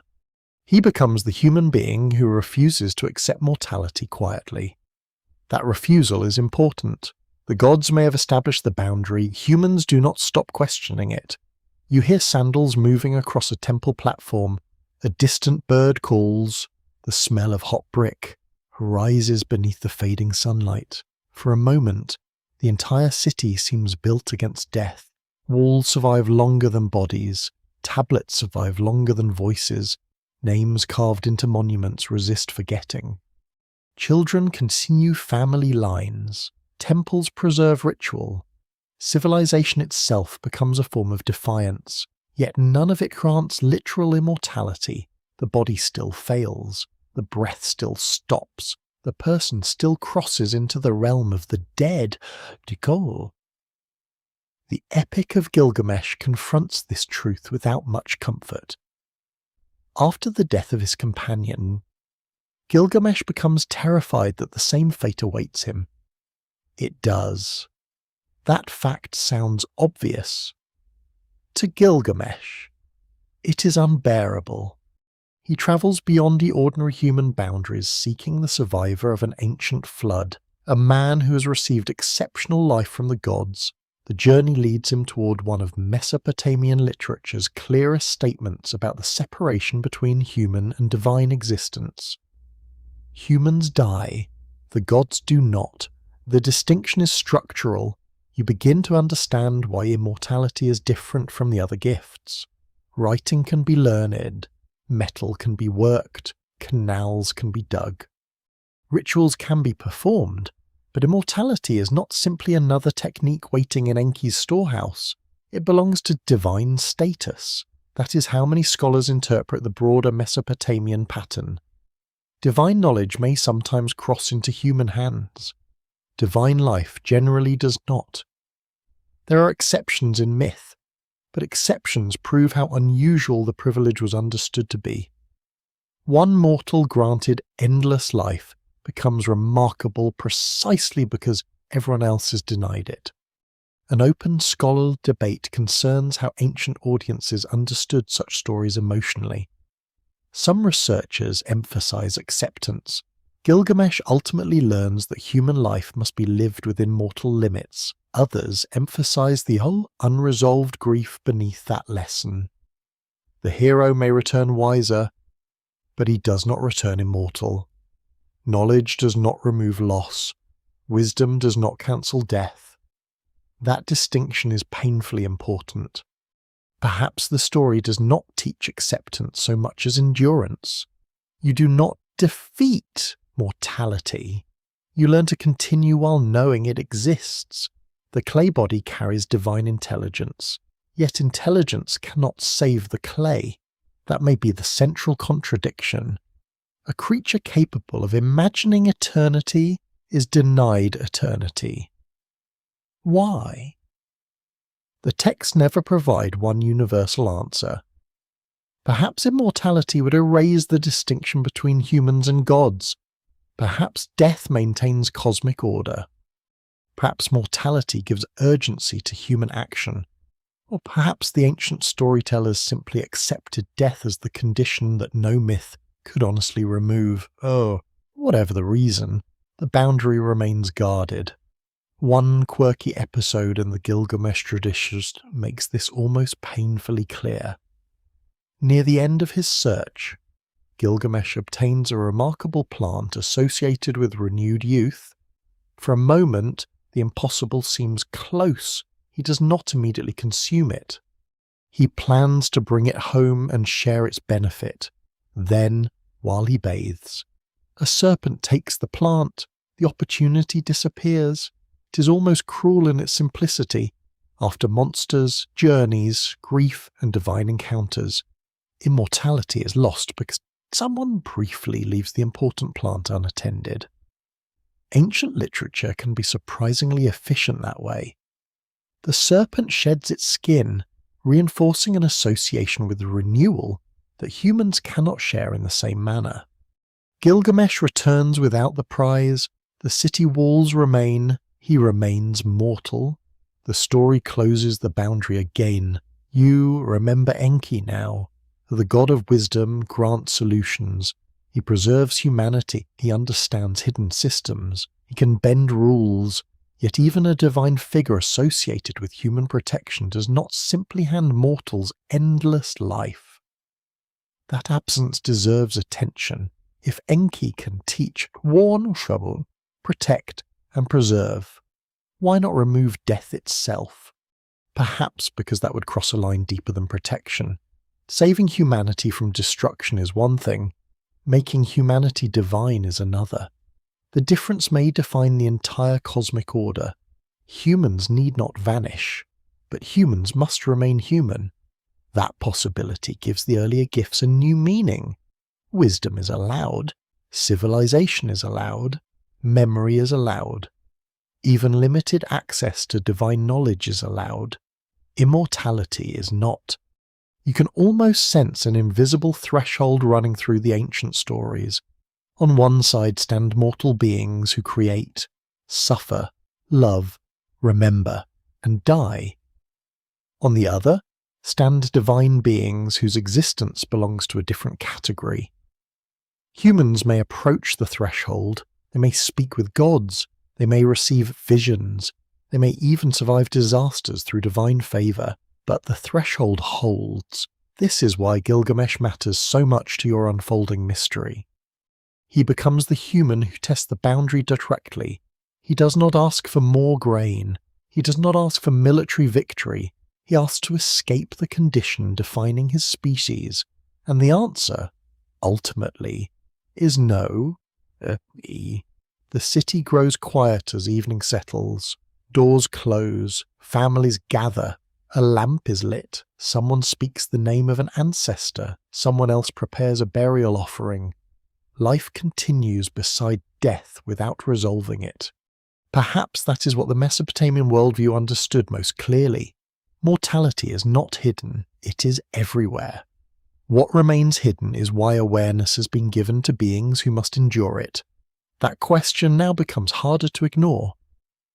If humanity was created only for labour, death would be sufficient. A worker lives, works, and disappears. Another worker replaces him, but humans are also given memory. They know who has disappeared, they grieve, they remember. They imagine themselves following. The divine boundary therefore becomes not merely physical, but psychological. You know what you cannot have. That is, the deeper wound, and perhaps this is why immortality becomes the final threshold, not because humans are unaware of it, because they are painfully aware. The gods possess what humans can imagine but cannot reach. Enki may give humanity many things, he may even rescue it from destruction, but this final privilege remains untouched. For now, at least, and in that refusal, the hidden system becomes clearer. Humanity is allowed to approach the divine world closely enough to recognize the difference, but not closely enough to erase it. The boundary around immortality has become clearer. Yet another danger now approaches from a different direction. Not death for one person, death for almost everyone. Your ears catch the sound before the image forms. Rain, not a gentle summer shower, something heavier, something relentless. Water strikes rooftops, canals swell, riverbanks soften. The old Mesopotamian flood traditions begin from a world where divine patience has worn thin, and humanity suddenly stands beneath a judgment it cannot survive alone. This is where Enki's strange loyalty becomes impossible to ignore. The story survives in several forms. A Sumerian version tells of a flood survivor often known in scholarship as Ziu Sudra.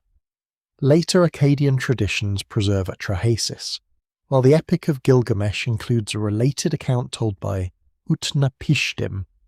The names change, the details shift, but the pattern remains. A divine decision is made, humanity is threatened. One man receives a warning, and Enki, known as Ea in Akkadian tradition, stands behind that warning. Scholars at Yale, Oxford, and the University of Pennsylvania have spent generations comparing these flood accounts because they reveal how stories travelled, changed, and survived across centuries. The evidence is clear that Mesopotamian flood mythology existed long before the most familiar later retellings. What remains debated is how these literary traditions relate to actual environmental disasters. Southern Mesopotamia was vulnerable to severe flooding. Rivers could shift. Settlements could be damaged. Crops could disappear beneath water. Archaeological layers at several sites preserve evidence of major flood events, but those layers do not establish one single universal flood covering the entire world. That distinction matters. The myth does not need a global geological event to preserve memory of catastrophic regional flooding. Ancient communities lived close enough to rivers to understand how quickly water could become destructive. You can imagine the fear. At first, the river rises only slightly. A few workers notice. They reinforce an embankment. Someone moves rain sacks to higher ground. The sky remains dark. Rain continues. By evening, the familiar canal has become something wider and faster. By morning, boundaries begin disappearing. A field becomes water. A road becomes water. A courtyard becomes water. The landscape loses its shapes. This is the setting in which the divine knowledge becomes a matter of survival. In the Atrahasis tradition, the gods decide that humanity must be destroyed. The reasons vary across retellings, but in Atrahasis, human multiplication and noise contribute to Enlil's frustration. The same species created to relieve divine labour has become a nuisance. There is bitter symmetry in that. Humanity was useful, now humanity is excessive. The solution has become another problem. Enki does not accept the outcome easily, yet he faces a difficulty. He belongs to the divine council. He is bound by divine decisions. He cannot simply announce rebellion, so he does something characteristically Enki-like. He finds a way around the command. The famous episode involves Atrahasis receiving a warning through indirect speech. Enki does not simply address the human hero in open defiance. Instead, he speaks to a wall or structure associated with the man's dwelling. The instruction reaches the intended listener while preserving a technical layer of distance. It is one of the strangest pieces of legalistic cleverness in ancient mythology. The gods have forbidden disclosure. Enki does not disclose directly. He merely speaks loudly enough near a wall for the correct person to understand. Apparently, divine bureaucracy also has loopholes. The humour is gentle, but the consequences are enormous. Human survival depends upon wording. This is a mainstream feature of the Atrahasis flood episode. Enki warns the hero to dismantle his house and build a vessel. He must abandon property. He must preserve life. The instruction comes with urgency. A world that appeared stable is about to disappear beneath water. You imagine standing inside the mud brick house. The walls feel rough beneath your palm. Rain sounds against the roof. Then the strange warning arrives. Leave, build, prepare. Do not trust the ordinary world to remain ordinary. This is where Enki's association with hidden knowledge becomes almost painfully concrete. He knows what is coming. Humans do not. The difference between divine and human knowledge becomes the difference between life and death. For all humanity's intelligence, writing, craft, and civilization, the final decision remains beyond their reach. Someone must reveal it. That person is Enki. A scholarly debate continues over how the indirect warning should be interpreted. Some readers see it as a humorous example of divine cleverness. Others regard it as a serious legal strategy within the narrative, allowing Enki to honour the wording of an oath while violating its intention. Still others emphasise storytelling tradition, where riddling or indirect communication marks sacred knowledge as dangerous and restricted. The ambiguity fits Enki perfectly. He does not destroy the system, he manipulates it. This behaviour recalls everything you've already seen. He knows boundaries, he knows categories, he knows which powers belong where, and now he knows exactly how close he can come to breaking divine law without appearing to break it openly. Water begins to gather around the story. You smell wet wood, pitch, mud, reeds. The vessel must be prepared quickly. Ancient boat building in Mesopotamia relied on materials such as reeds, wood, rope, and bituminous substances used for waterproofing. Archaeological and textual evidence confirms that boats were central to life in the river landscape. So the idea of building a large survival vessel would have felt both extraordinary and technically understandable. People knew boats, they knew floodwater. The myth enlarges familiar technology until it becomes a vehicle for preserving the human world. One quirky detail appears in some reconstructions of the vessel's design. The dimensions can sound strangely geometric, producing a craft unlike the long riverboats you might normally imagine. Scholars continue debating practical aspects of these descriptions, especially because different versions preserve different details. The point of the story, however, is not naval engineering. It is preservation, animals, people, seeds of future life, knowledge, continuity. Everything required for a world after disaster must cross the water somehow, and Enki is the reason that crossing becomes possible. You pause over that fact. He does more than save one man. He saves memory. If the flood destroys everyone, language disappears, ritual disappears, agriculture disappears, temple service disappears, human names disappear. The entire experiment ends. Perhaps Enki protects humanity because the gods still need workers. That practical explanation remains possible. Yet the story makes the act feel larger. He preserves not simply labour, but continuity. The world after the flood must remember the world before it. This returns you to the old mystery of consciousness. A species that only performs physical tasks could perhaps be recreated. A civilization carrying memory is harder to replace. Once knowledge exists, its destruction becomes a second kind of death. Enki appears to prevent both. The rain intensifies in your imagination. The horizon disappears. The sky and water become the same grey colour. A bird struggles against the wind.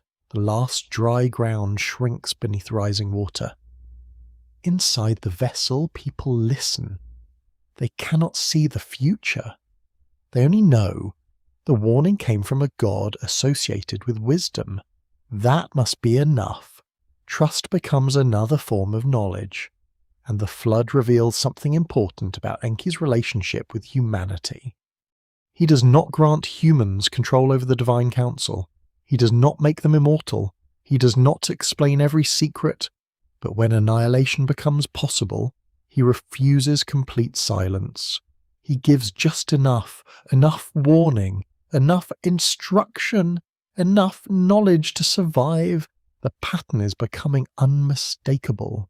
Enki does not erase human limits. He manages them. He allows humanity to remain vulnerable while protecting it from absolute destruction. Perhaps that balance is the real structure beneath these myths. Humans may suffer, they may die, cities may fall, but the species continues, memory continues.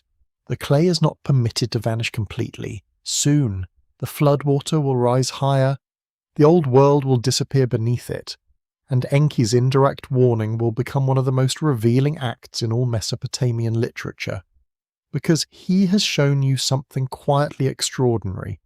He is willing to conceal knowledge from the gods in order to reveal it to humanity. The warning has been given, but the manner of its delivery deserves you to remain beside that rough wall a little longer. Rain has not yet swallowed the horizon. The vessel is not yet surrounded by endless water. For this moment, you remain inside an ordinary Mesopotamian dwelling, listening to something extraordinary pass through mud brick. Enki has a secret. He cannot reveal it openly. So he speaks fade ways.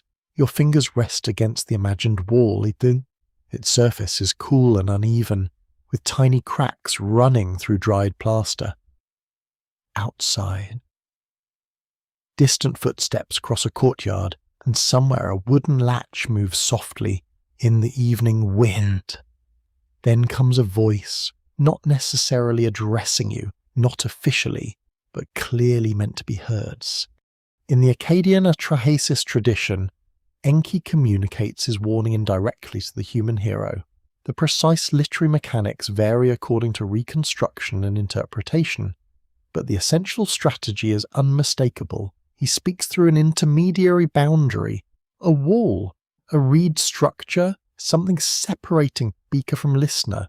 The command is concealed inside technical obedience. That scene has fascinated scholars because it captures Enki's character with remarkable economy. He does not attack the divine council. He does not announce that Enlil is wrong.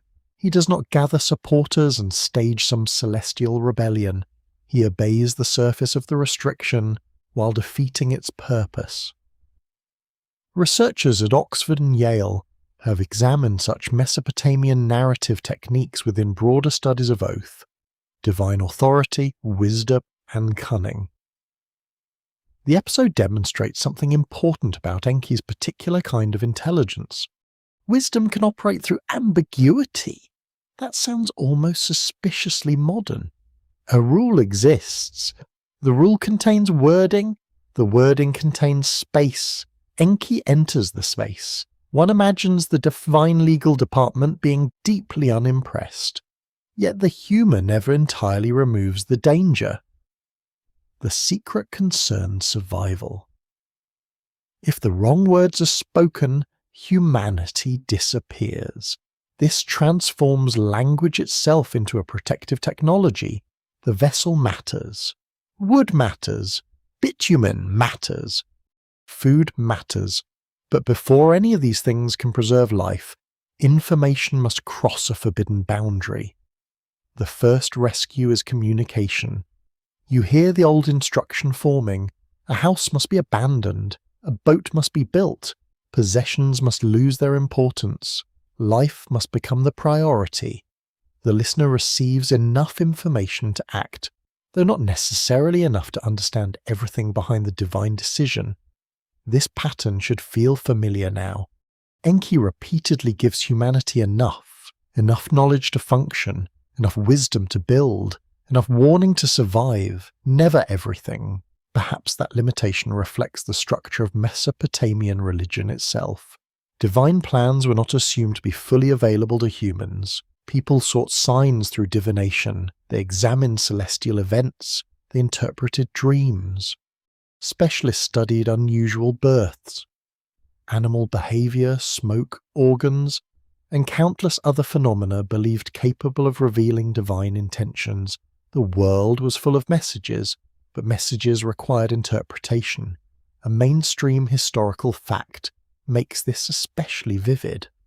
Mesopotamian scholars compiled enormous omen collections over centuries, preserving observations and interpretations on clay tablets.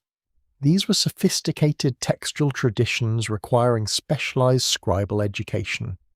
Knowledge of the gods was therefore rarely imagined as simple conversation. It was mediated. A sign appears.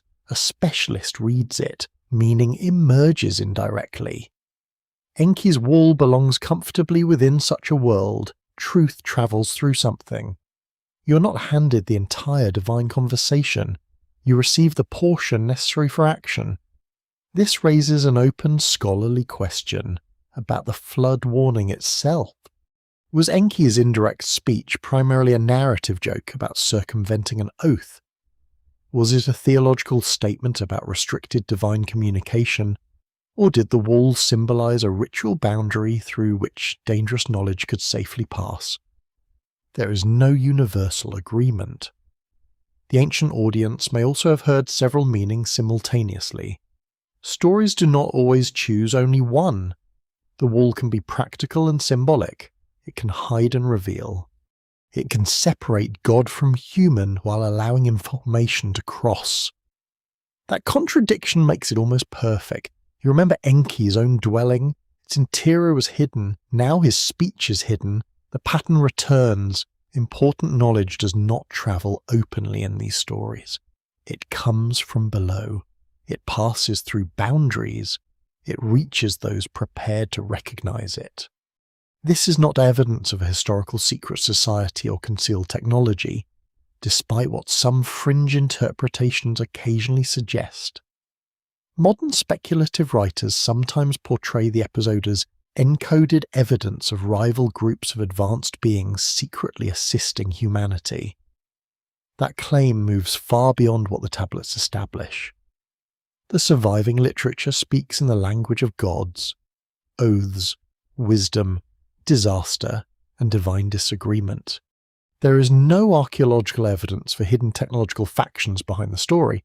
Still, one small element gives the fringe imagination plenty to work with. Enki really does conceal information from other divine authorities. You do not need extraterrestrials to make that interesting. The ancient story is strange enough. A god knows humanity has been sentenced. He disagrees with the consequence. He cannot openly betray the council, so he whispers around the law. Perhaps the most revealing part is what Enki does not tell the human survivor. He does not explain the entire structure of divine politics. He does not invite humanity into the council. He does not grant equal status. The knowledge remains controlled. The survivor learns what he must do. You begin to recognize a hierarchy of secrets. Some knowledge allows humans to cultivate fields, some allows them to build cities, some allow specialists to interpret divine signs, and some knowledge concerns decisions made entirely beyond the human realm. The flood warning crosses from that final category into human hands, briefly, quietly, illegally perhaps, but it crosses. The implications extend beyond survival. If Enki can hide one piece of divine knowledge for humanity's sake, what else might he withhold? That question is speculative. No tablet provides a catalogue of Enki's secret files. Tempting though that image may be, yet the narrative invites suspicion because concealment is now part of his established behaviour. He knows more than he says. He says more than he's permitted, and he chooses carefully who hears it. Your ears follow the imagined echo through the wall. The sound reaches the listener. Instructions become action. Materials are gathered. A vessel begins taking shape. The secret has changed the physical world. This is what information does. A warning is invisible. Then someone believes it. Wood moves, food is stored, families prepare, animals are gathered, a future becomes possible. Perhaps this is why wisdom matters more than strength in Enki's stories. Strength can move an object, knowledge can move an entire sequence of events. One whispered instruction can preserve generations not yet born. The human survivor becomes a bridge between two worlds. Behind him stands the doomed civilization before the flood. Ahead lies a landscape that does not yet exist. He carries more than bodies aboard the vessel. He carries continuity, memory, skills, names, the possibility that human beings will again shape clay and ask questions beneath the stars. Enki has preserved that possibility through indirect speech.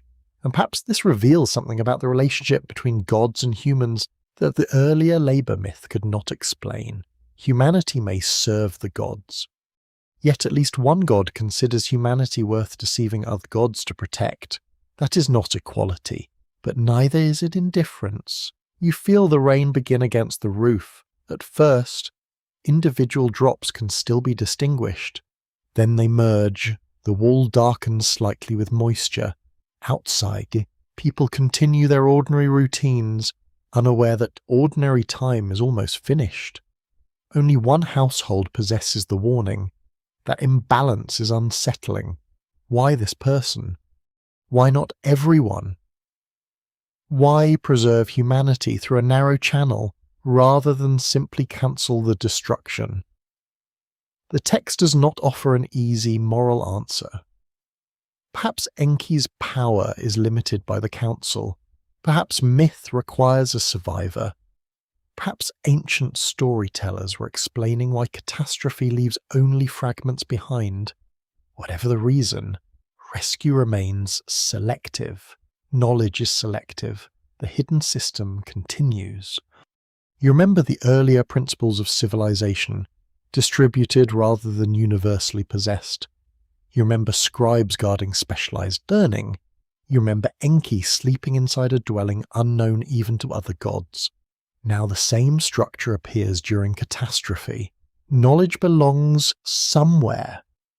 Access matters. Boundaries matter.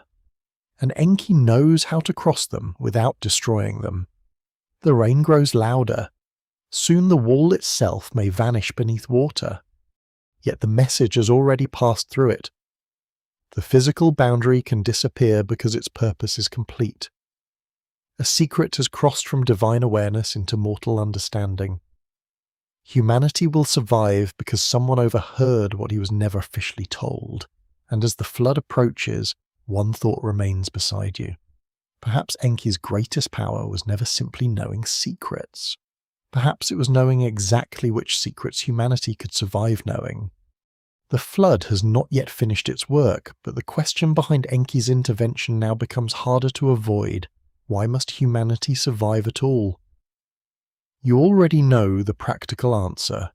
Humans work. They maintain fields. They feed temples. They preserve ritual. They carry the burdens that once exhausted lesser gods. From that perspective, saving humanity may simply preserve the system. No workers means no offerings. No offerings means no temple service. No service means the cosmic arrangement begins to weaken. It is efficient.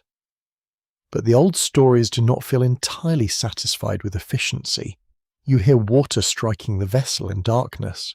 Inside, people wait without knowing whether land still exists. The air smells of damp wood, stored grain, animal breath, and pitch.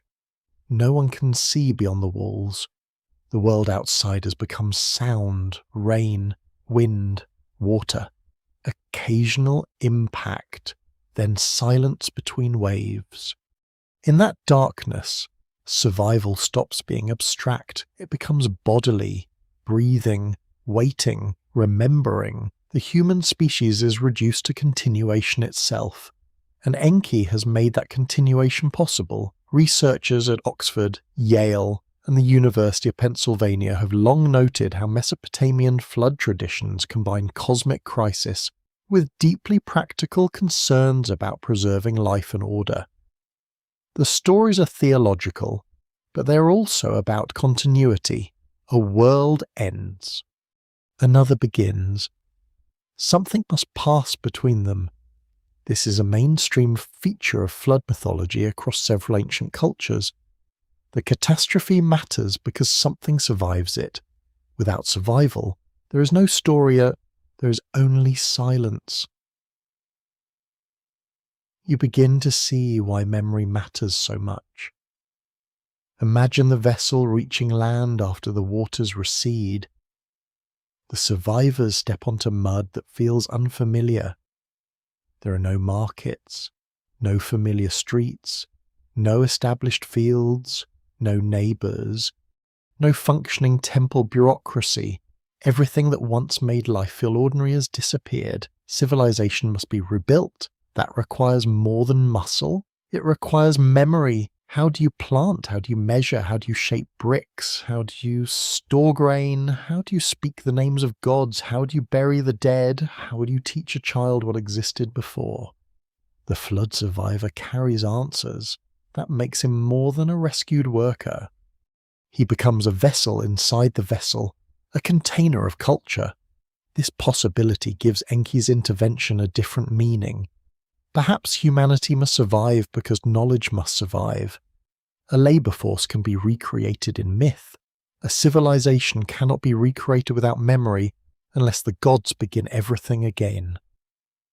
Enki seems to prefer continuity. You remember his association with ordered systems. He establishes roles, he distributes powers, he manages relationships. He does not seem interested in pointless destruction. Flooding the entire human system would erase what has already been built. Perhaps that is what he refuses to allow. An open scholarly debate concerns whether Mesopotamian flood stories should be read primarily as moral tales, theological explanations of catastrophe, political reflections of divine hierarchy, or literary memories of actual regional floods. Different texts support different emphases. The Atrahasis tradition focuses heavily on population, divine irritation, and the management of human numbers. The Gilgamesh version places the flood inside a larger meditation on mortality. The Sumerian version has its own structure and theological emphasis. There is no single flood theology. That complexity matters, prevents you from reducing Enki's rescue to one motive. Perhaps he protects humanity because it is useful, perhaps because it belongs to the world he helped order, perhaps because destroying all human knowledge would damage the cosmic system, or perhaps because, in the narrative imagination, he simply cares more than other gods do. You cannot prove the last possibility. Still, it remains emotionally present. A quirky detail from the post-flood traditions reveals how quickly divine needs reappear. After the catastrophe, offerings are made. The gods respond to the smell of sacrifice with intense interest. Later readers sometimes find the scene almost comical. The divine beings who nearly destroyed humanity suddenly remember that humans prepare very good food. The humour is difficult to miss. Yet the theological point is serious. Humans and gods exist within a relationship of exchange. Humans depend on divine favour. The gods, in the mythic economy, depend on human ritual service. The flood threatens both sides. This mutual dependency complicates the hierarchy. Humans remain weaker. But weakness does not mean irrelevance. A small component can still be essential to a system. Remove it and everything fails. Perhaps Enki understands this better than anyone. You imagine the waters slowly receding. The sound changes first. Rain weakens. Wind loses force. The vessel no longer moves with the same violence.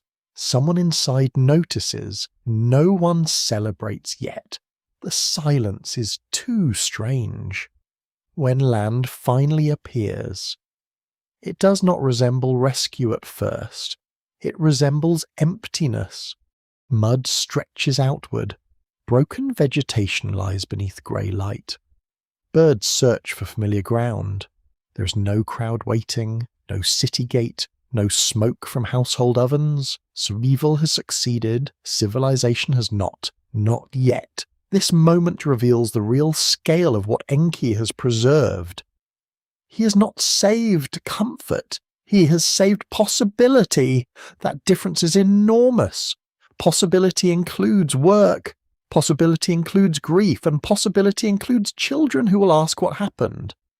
Possibility includes new cities, new arguments, new failures, new stories. Humanity survives, but so does everything difficult about being human.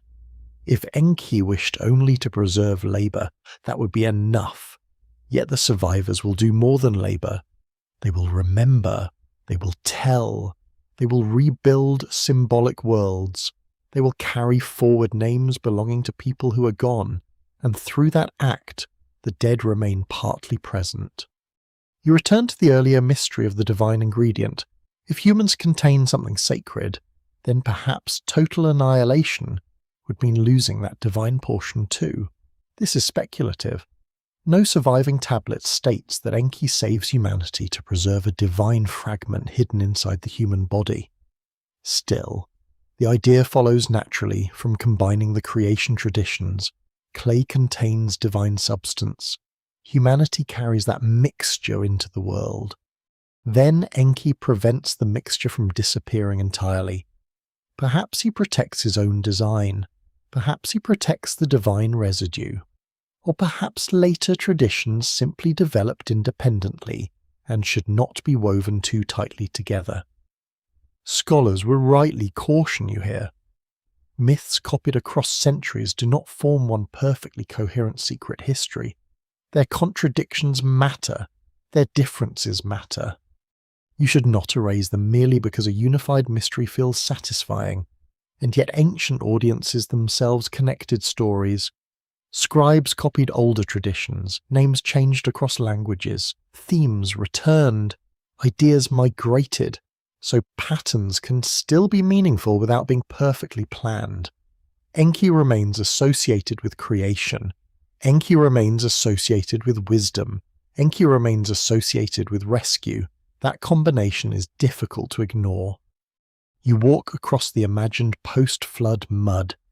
Each step makes a soft sucking sound. The earth feels new and ancient at once. Everything smells wet. A broken reed lies across your path.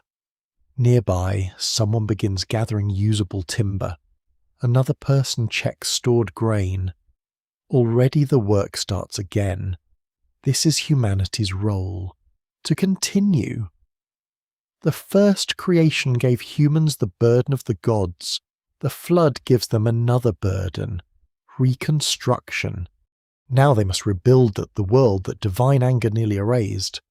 There is gentle irony here. The gods create workers to maintain order. Then the gods destroy the order. Then the surviving workers must restore it. Mesopotamian theology was never afraid of complicated management. But beneath the irony lies something profound. Human beings become custodians of continuity. Their role expands. They do not merely perform tasks, they bridge catastrophe. They carry systems across breaks in history. This may be why the flood stories feel like hidden timelines. There is a world before. There is a world after. Between them stands a small group preserving memory. The past does not disappear completely. It survives in fragments. That structure resembles archaeology itself. Cities collapse, languages change, empires vanish. Then someone digs through the dust and finds a tablet. A fragment crosses the flood of time. You are listening because something survived. Perhaps this is the larger meaning of Enki's intervention. Not immortality of bodies, continuity of human memory. That form of survival is quieter. It does not defeat death. It carries meaning beyond death. A person disappears, a name remains, a city falls, a tablet remains, a civilization ends, a story remains. Maybe Enki's protection belongs to that pattern. He cannot make humanity immortal, but he can prevent humanity from becoming entirely absent. The distinction is subtle, and perhaps essential. The floodwater recedes further. The sky opens. Mud begins drying beneath pale sunlight. A child steps outside the vessel and touches the ground. The world is nearly empty, but not silent. A human voice speaks. Another answers, and civilization begins again. Perhaps that is why Enki had to intervene. Not because humanity was perfect and not because it deserved immortality, but because something within the human world was worth carrying forward, and whatever that something was, the tablets never quite name it. The water recedes, but mortality does not. That distinction now becomes impossible to ignore. A flood may pass, a city may be rebuilt, a family line may continue, but every individual still moves toward the same final threshold. You feel the landscape drying around you. Mud hardens beneath the sun. It straightens again beside the channels. Smoke rises from repaired houses, and the familiar scent of grain returns to the morning air. Life has resumed. Death has not been defeated. Mesopotamian literature becomes especially sober here. It does not usually promise an easy escape. The dead enter another condition. They remain connected to the living through burial, memory, ritual, and fear, but they do not simply step into a brighter version of ordinary life. The underworld is often described as shadowed, dusty, constrained, and difficult. That imagery matters. Ancient Mesopotamians clearly believed that death changed a person's state in profound ways. Yet their traditions resist the comforting idea that every human soul automatically rises into divine bliss. The boundary remains firm. You hear a shovel strike dry earth. A burial is being prepared somewhere outside the city wall. The sound is dull, measured, not dramatic. That is how death usually arrives in historical records. A name appears, then disappears. A rationalist ends. A family contract changes. A new heir takes responsibility. The machinery of life continues. Researchers at Yale and the University of Chicago have studied thousands of Mesopotamian legal and administrative texts, showing how property, inheritance, burial practice, and family responsibility shape the experience of death. These records confirm something important. Death was not merely theological, it was social. A death changed households, it altered ownership, it created ritual obligations, it reorganized memory. The dead remained part of the structure even after they left the visible world. This helps explain why burial mattered so much.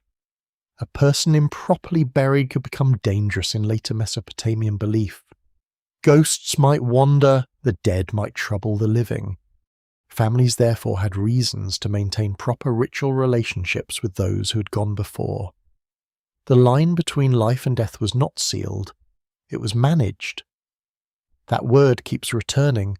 Enki manages systems, priests manage rituals, families manage memory, even mortality requires administration. Ancient Mesopotamia apparently refused to let eternity escape paperwork. The humour is gentle, but the underlying idea is serious. Death creates obligations because the dead still matter. They are absent, but not irrelevant. You begin to sense why the underworld becomes such an important test for the idea of the human soul. If something survives death, what is it? Memory, a ghost? A name, a shadowed continuation of identity. The texts offer several possibilities without giving you one clean definition. That uncertainty remains an open scholarly debate. Some historians emphasize a continuing personal spirit that could receive offerings and interact with the living. Others stress how strongly posthumous existence depended on proper burial. family support and social memory. Still others caution against translating every surviving term into the modern category of soul. The ancient system is broader. A person continues through several channels at once. This is less tidy than later philosophical models. It may also be more revealing. You are not one thing. You are body, name, memory, relationship, obligation, presence, absence. Death rearranges these elements rather than simply erasing them. You walk toward the imagined edge of the city. The sun is lower now. Wind carries dust across the open ground. Several graves lie beyond the walls, quiet beneath layers of earth. No monument rises above most of them. Ordinary people rarely receive the memory granted to kings. Still, somewhere, a family remembers. Perhaps a bowl is placed. Perhaps a name is spoken. Perhaps a child hears a story about someone already gone. That is continuity, fragile but real. One mainstream historical fact sharpens the picture. Mesopotamian households performed rituals for deceased relatives, including offerings of food and drink. These practices helped maintain ties between generations. The dead were therefore not entirely separated from family life. They remained within the emotional and ritual economy of the household. That arrangement creates an interesting paradox. The body is mortal. The relationship is not immediately mortal. A person dies. The bond continues. Perhaps this is one reason human consciousness feels so difficult to reduce to clay. Clay can break. A relationship survives in someone else's mind. A voice can disappear. A sentence remains remembered. The self extends beyond the body through other people. Ancient Mesopotamians knew this long before modern psychology gave it different language. You remember Gilgamesh. His search for immortality begins with grief. He does not become terrified of death in abstraction. He becomes terrified because his companion dies. Loss teaches immortality. That sequence matters. You learn death through another person before you fully understand your own. A silent body becomes a mirror. If this can happen to him, it can happen to me. That realization drives Gilgamesh toward the edges of the world. He seeks knowledge. He seeks exceptional survival. He seeks the one loophole Enki has never openly offered. The result is refusal. Gilgamesh returns. The boundary holds. This is why death guards the final threshold.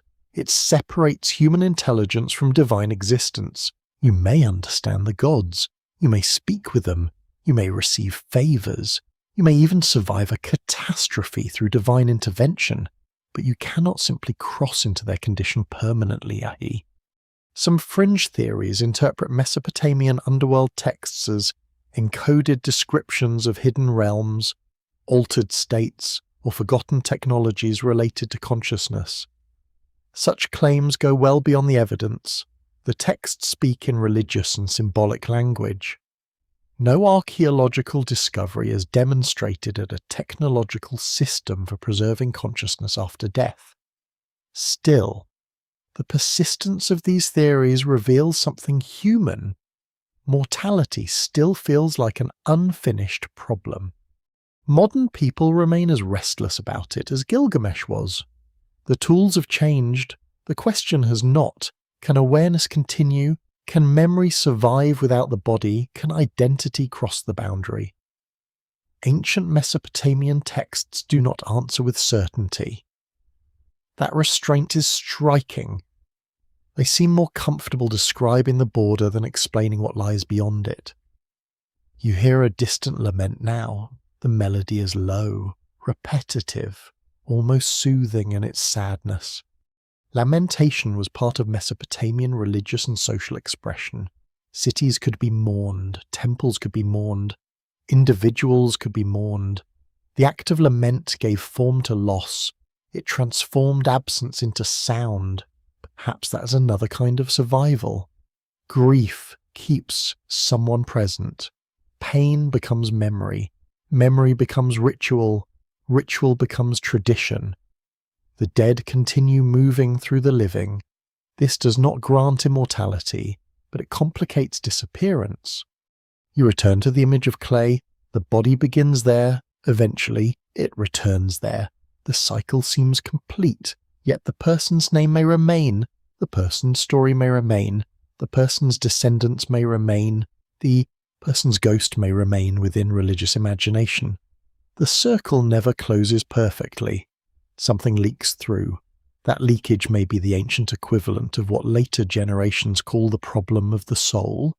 What exactly refuses to disappear? The body cannot answer. The grave cannot answer. The tablet offers fragments. Enki remains silent on this point. He helped humanity survive collectively. He teaches, he protects, he preserves, but he does not remove the final condition of individual death. Perhaps he cannot. Perhaps he chooses not to. Perhaps immortality belongs so completely to divine status that even sympathy cannot override it. This possibility makes his protection more complicated. He saves the species while allowing individuals to die. He preserves continuity without abolishing loss. That is a very different kind of mercy. It is also a more unsettling one.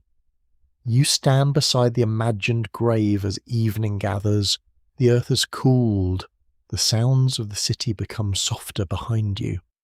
A lamp appears in a distant doorway. Someone calls a child inside. Someone else speaks the name of the dead.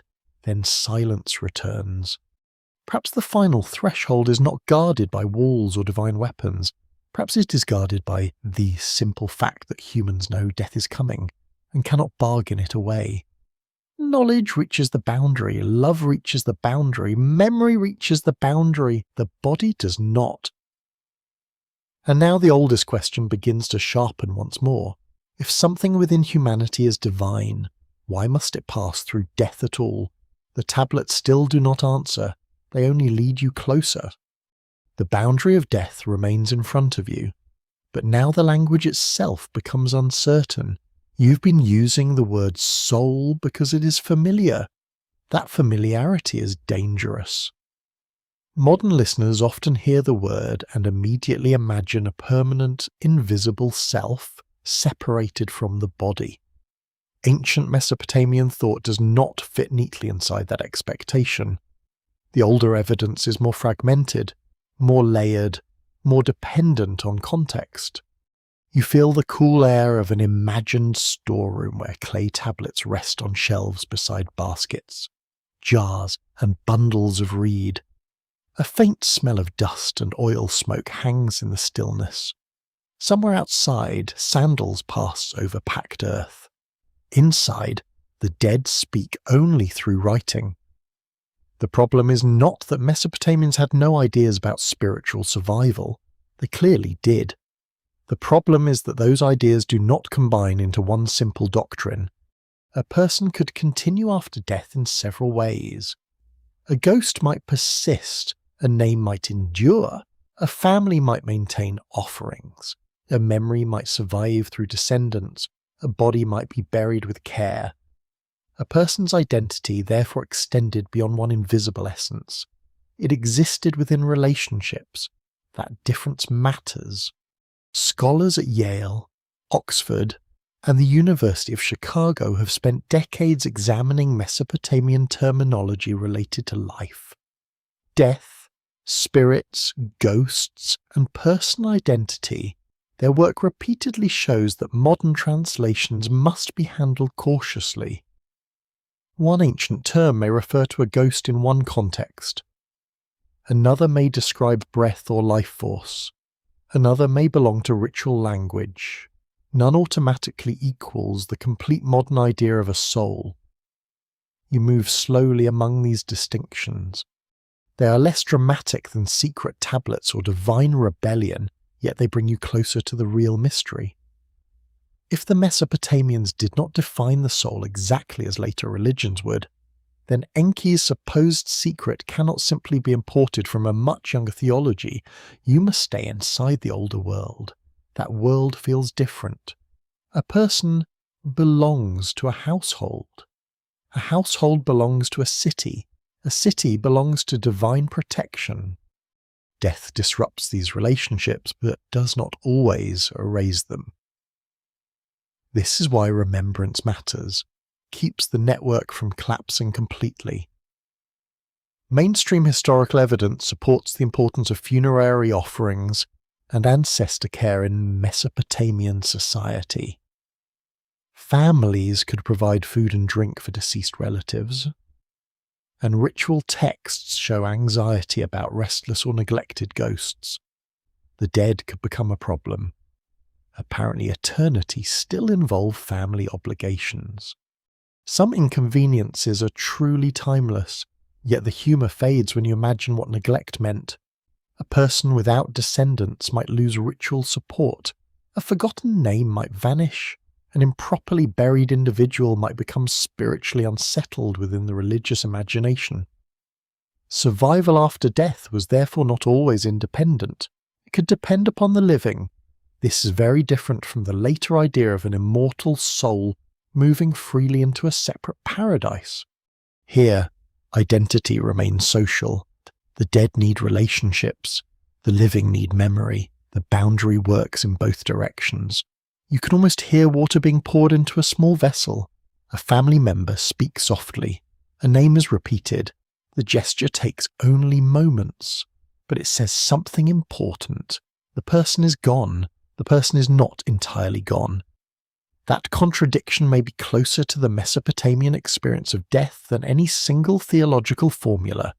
One quirky detail appears in texts warning about ghosts who lacked proper burial or care. Such spirits could cause illness, nightmares, disturbance, or fear among the living.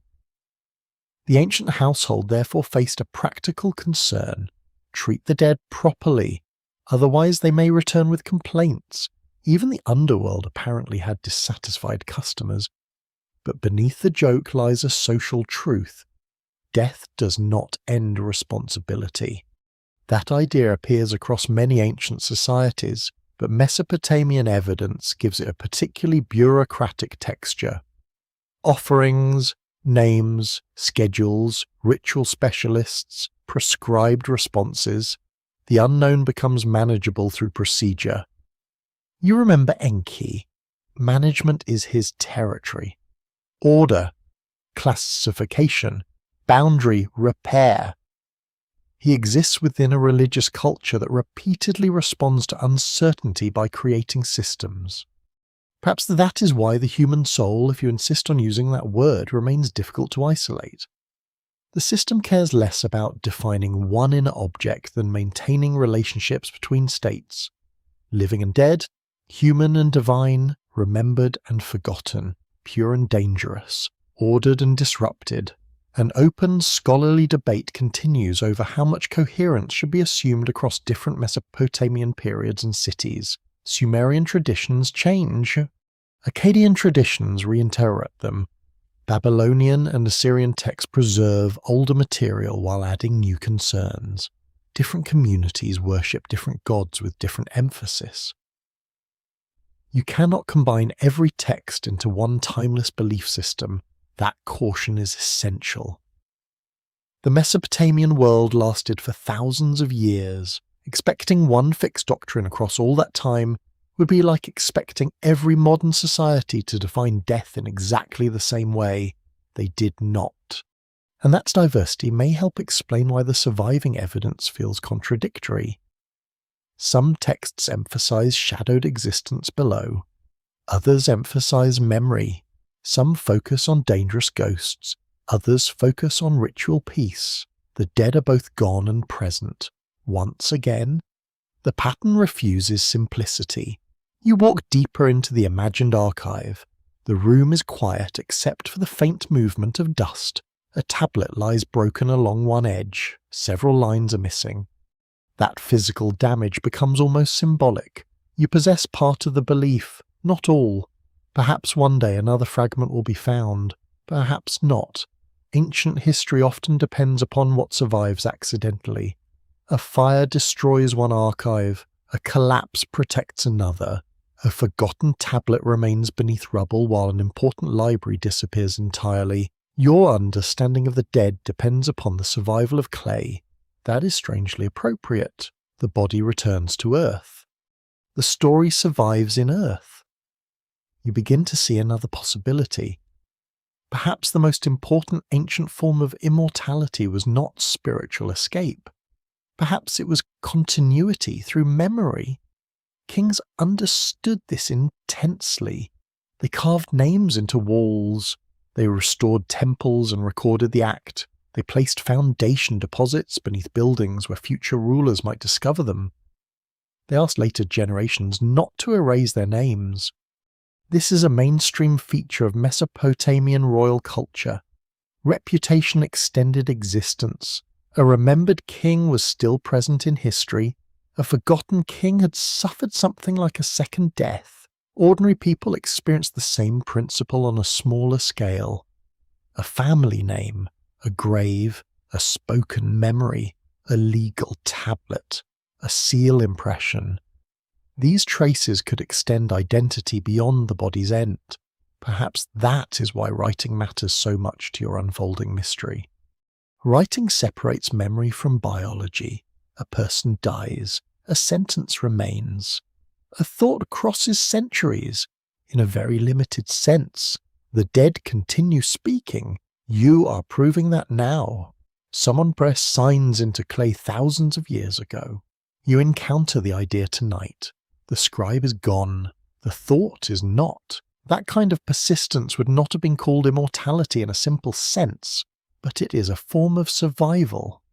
Perhaps the human soul in this ancient world is partly distributed through a memory, partly through ritual, partly through social identity, partly through whatever shadowed continuation the dead possess below. No single container holds everything. This makes the later question about Enki even more interesting. If he hid a secret, perhaps the secret was never a detachable immortal object hidden inside the human body. Perhaps it concerned the structure of human awareness itself. Humans know they belong to something larger. They know they are remembered. They know they can remember. They know death ends one form of presence without necessarily ending every form. That knowledge changes the meaning of mortality. You can imagine a parent teaching a child an ancestor's name. The child never knew that person. Yet through repetition, an invisible relationship appears. The dead enters the present. The past becomes active. Memory creates continuity. Perhaps this is why the Mesopotamian worldview feels less individualistic than many later ideas about the soul. Existence is shared. Identity travels through people. You survive partly inside others. That is comforting. It is also fragile. Memory can fail. Names can disappear. Cities can burn. Languages can die. Tablets can break. Nothing guarantees preservation. And perhaps this fragility explains the extraordinary effort ancient societies placed into remembrance. To remember was to resist dissolution. To write was to fight silence. To perform ritual was to keep a relationship open. You stand again at the boundary between life and death. It looks less like a door now, more like a fading shoreline. Some things cross, some do not. The body stops, the name continues. The ghost may remain, the family remembers, the tablet preserves, the meaning changes.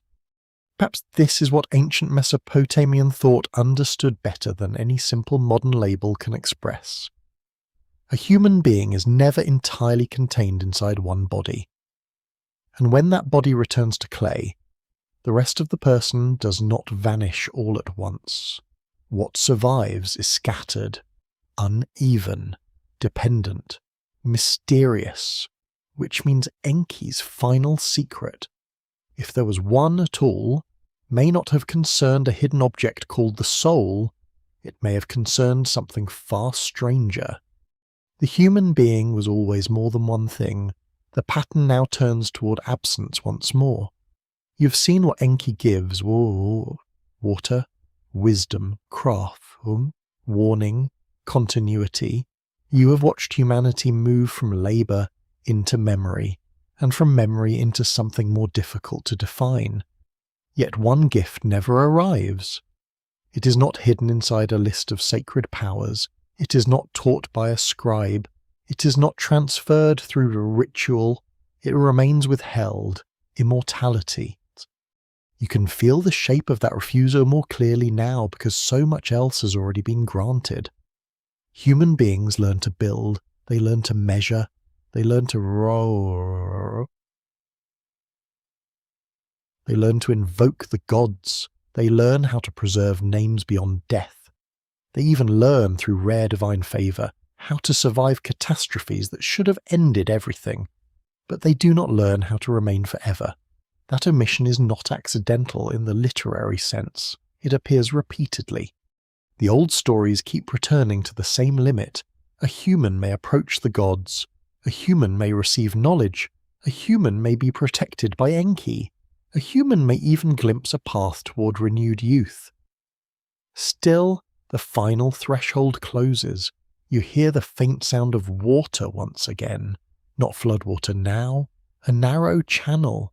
Quiet, controlled. The surface reflects a dim sky before dawn. Beside it, workers begin another day. They carry tools. They speak softly.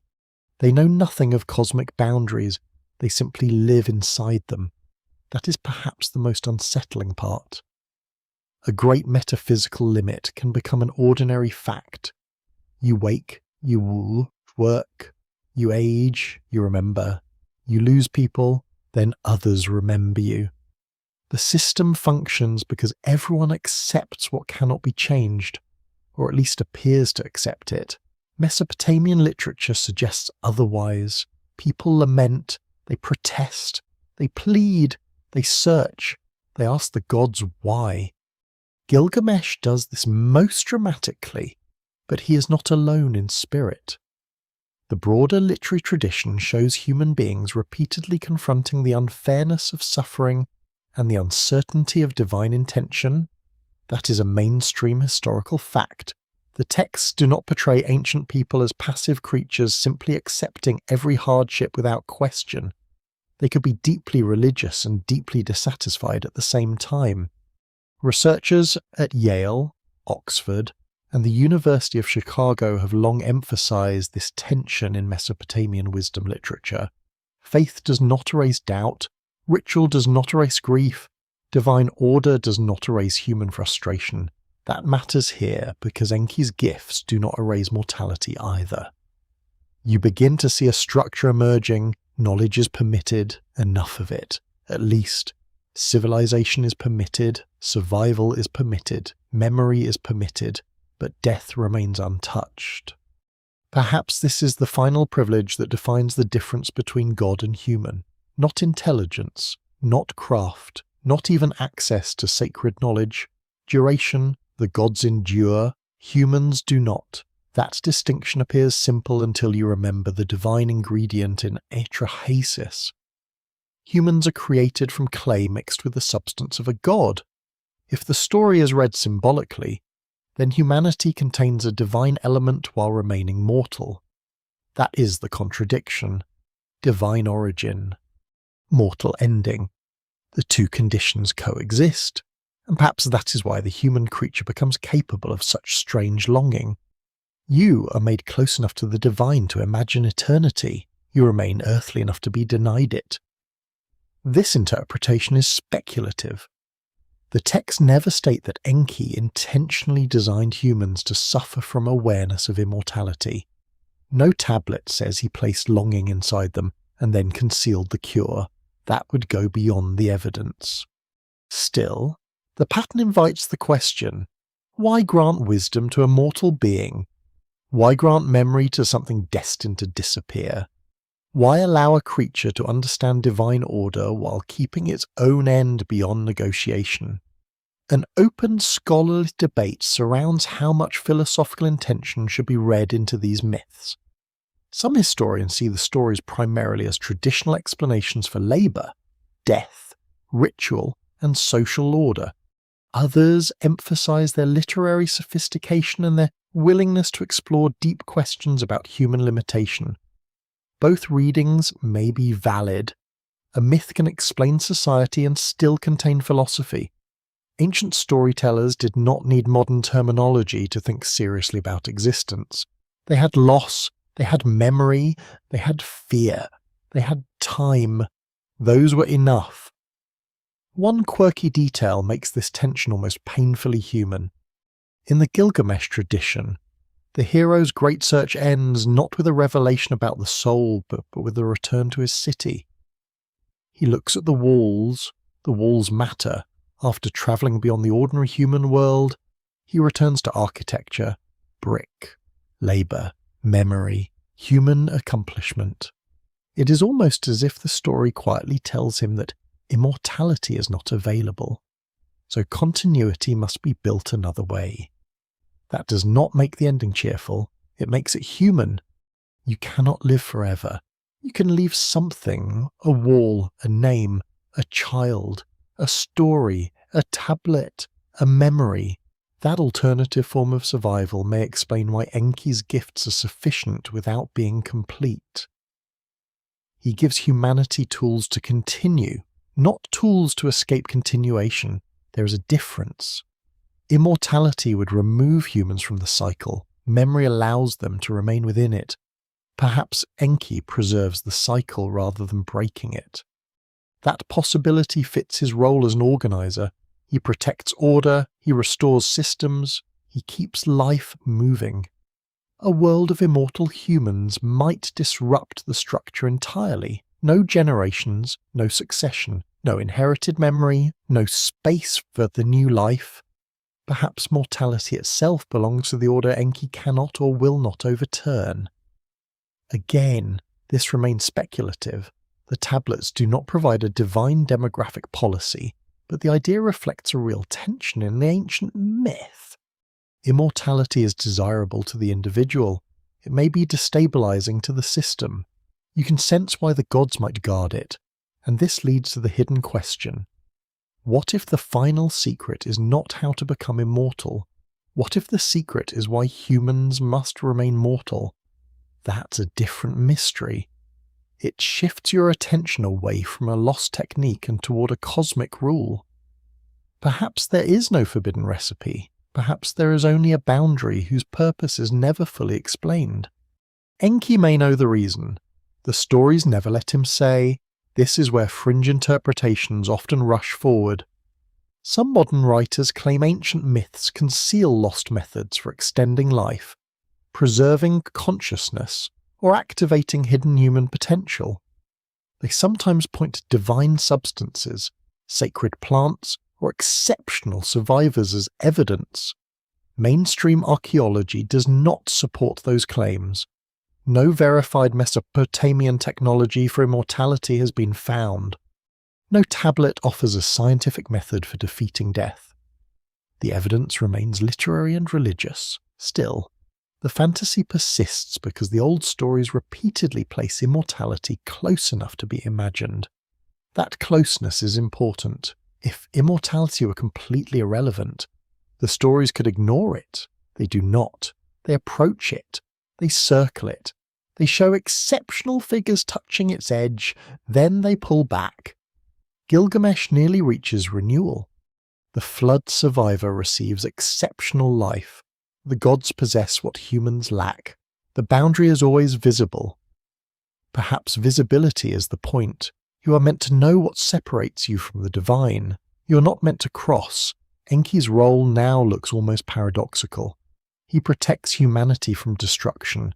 He protects knowledge. He protects continuity. Yet he does not protect individuals from death itself. That suggests a hierarchy of values. The species matters. Civilization matters. Memory matters. Individual immortality does not belong to the human arrangement.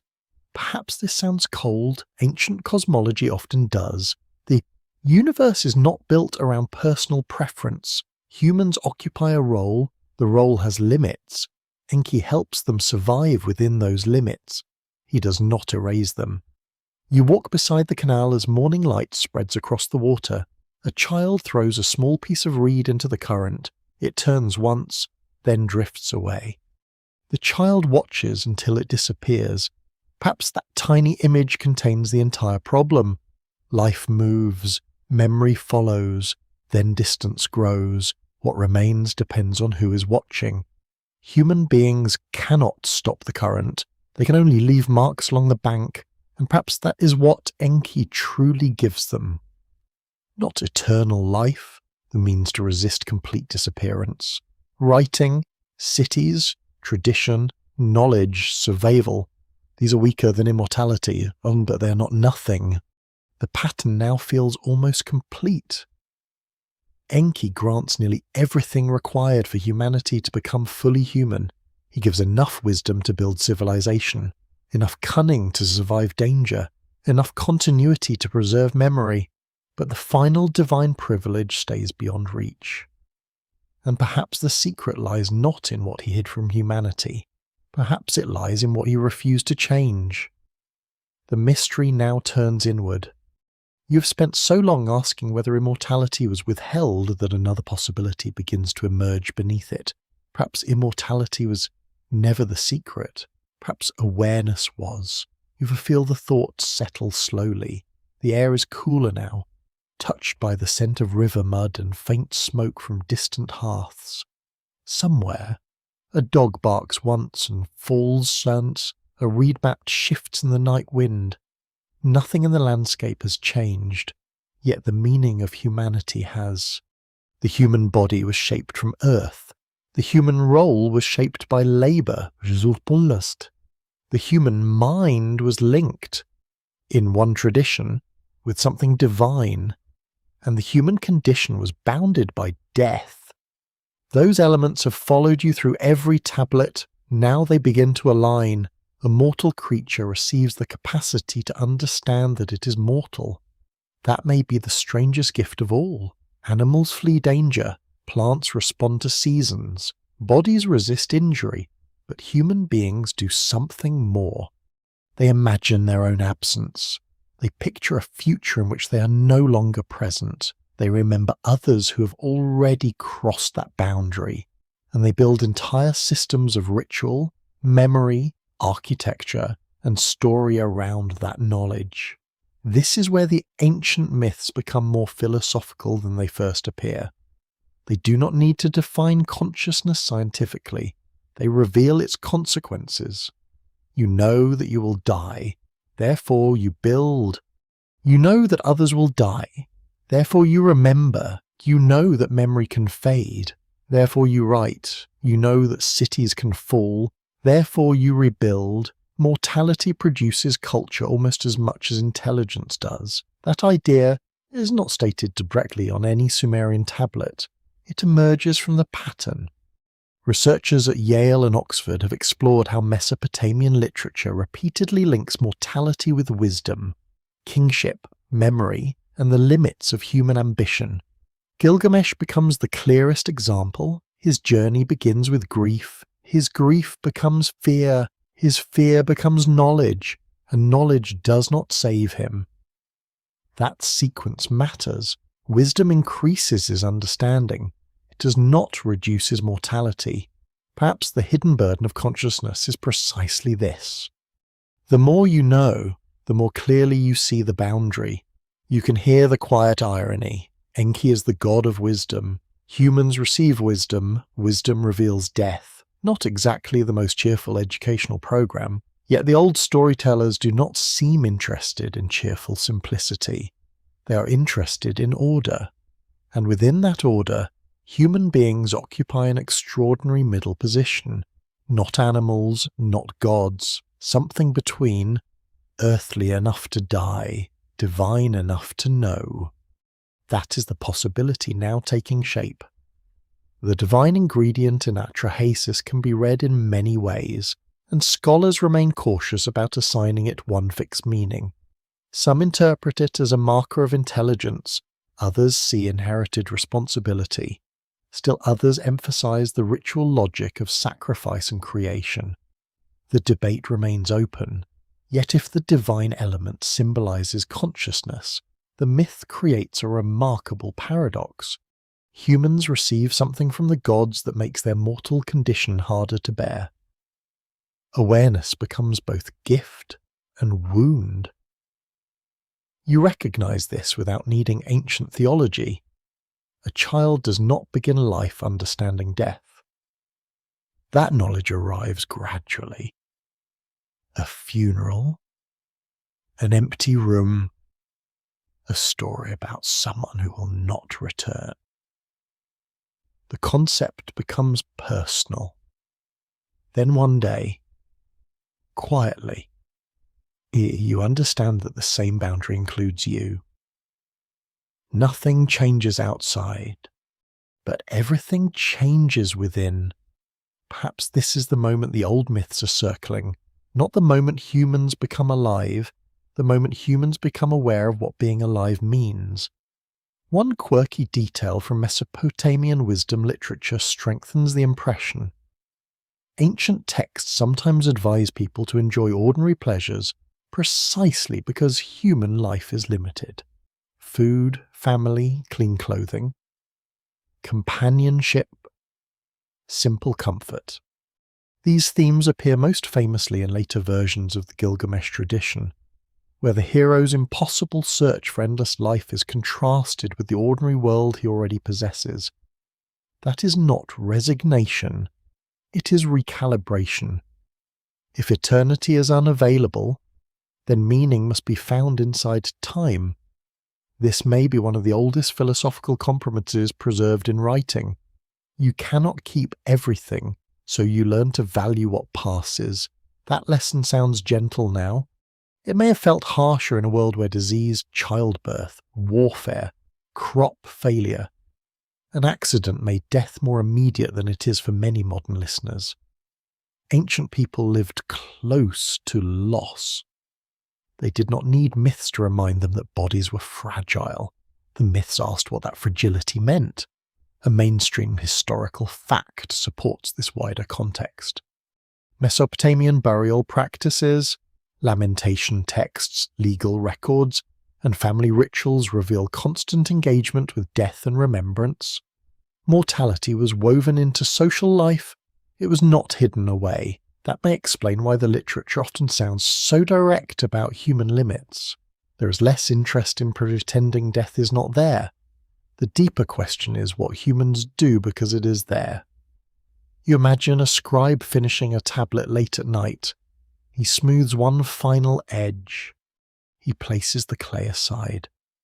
Perhaps he knows the text may survive him. Perhaps he does not think about that at all. Still, the act becomes symbolic. A mortal mind leaves a mark in durable material. A thought becomes separable from the thinker. That is not immortality, but it is close enough to haunt the boundary, or the writer disappears, the words remain. In that sense, human consciousness discovers a loophole, not in death itself, in memory. Enki may never grant humans endless life, yet the civilization associated with his gifts creates ways for human thought to outlast the body. Writing becomes one of them, architecture becomes another, children become another, ritual, song, names, law. Every one of these becomes a small rebellion against complete disappearance. Perhaps this is why the secret feels hidden, even though the evidence sits openly before you. You were looking for a concealed object, a divine formula, a forbidden substance, a lost instruction. But the pattern points elsewhere. The final secret may be structural. Humans are made to die. Humans are made to know they die. And humans are given enough intelligence to resist oblivion without escaping mortality. That combination produces civilization. It may even require civilization. A being that knows time is limited begins storing memory outside itself. A being that fears forgetting creates monuments.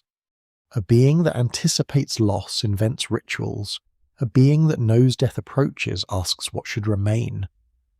The human world grows from that question.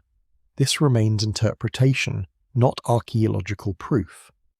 No tablet states that Enki secretly designed civilization as a response to death anxiety.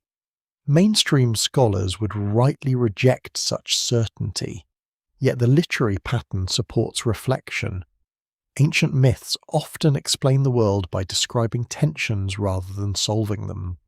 Human versus divine, order versus chaos, life versus death, knowledge versus limitation.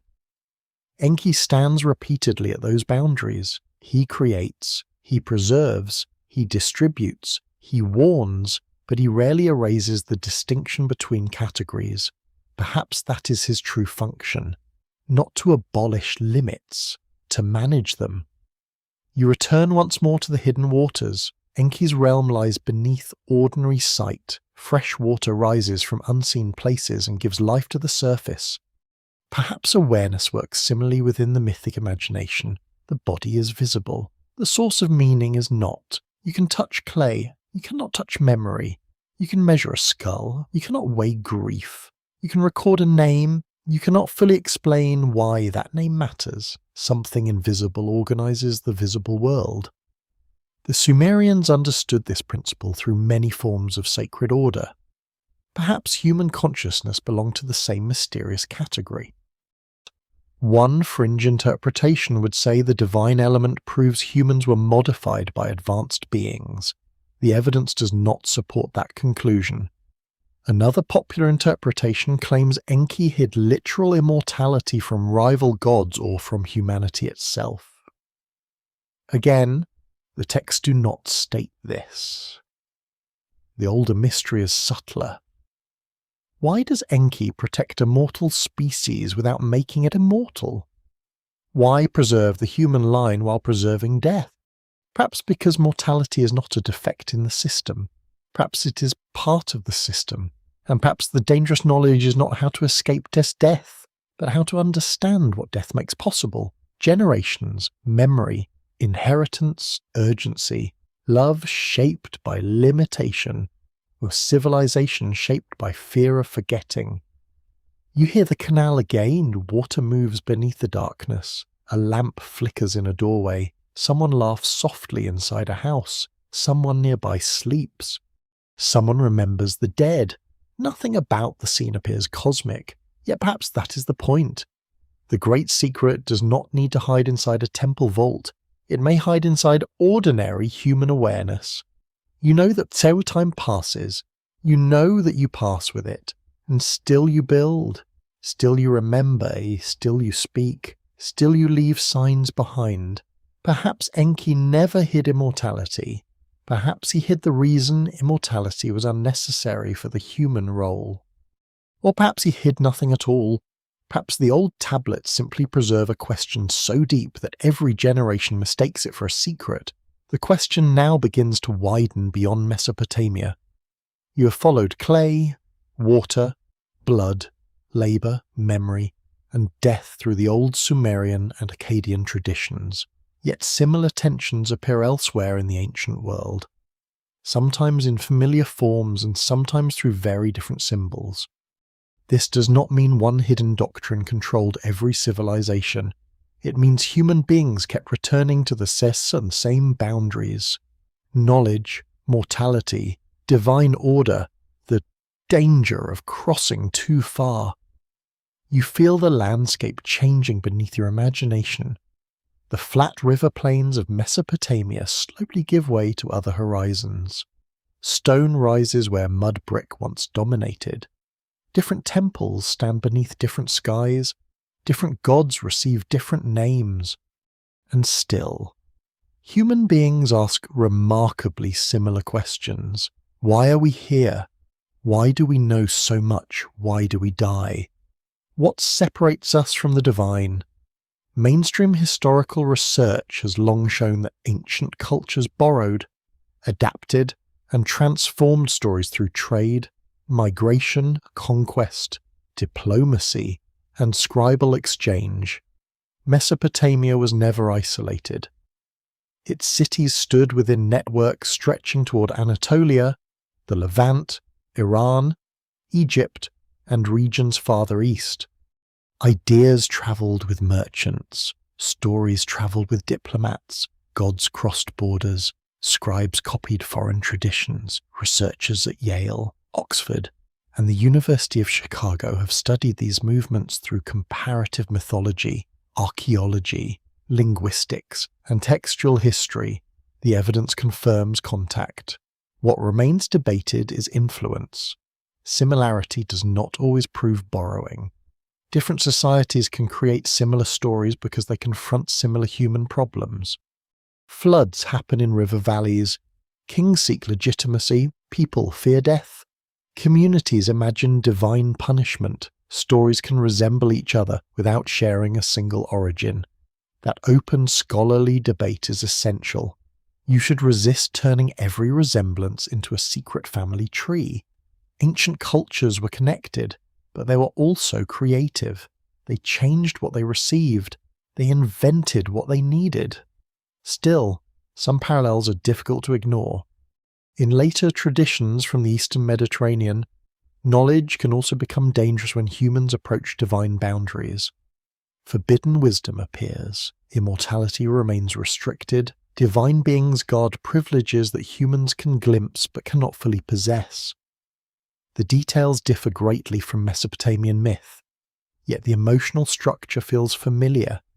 A human reaches upward, a boundary appears, something is gained, something is lost.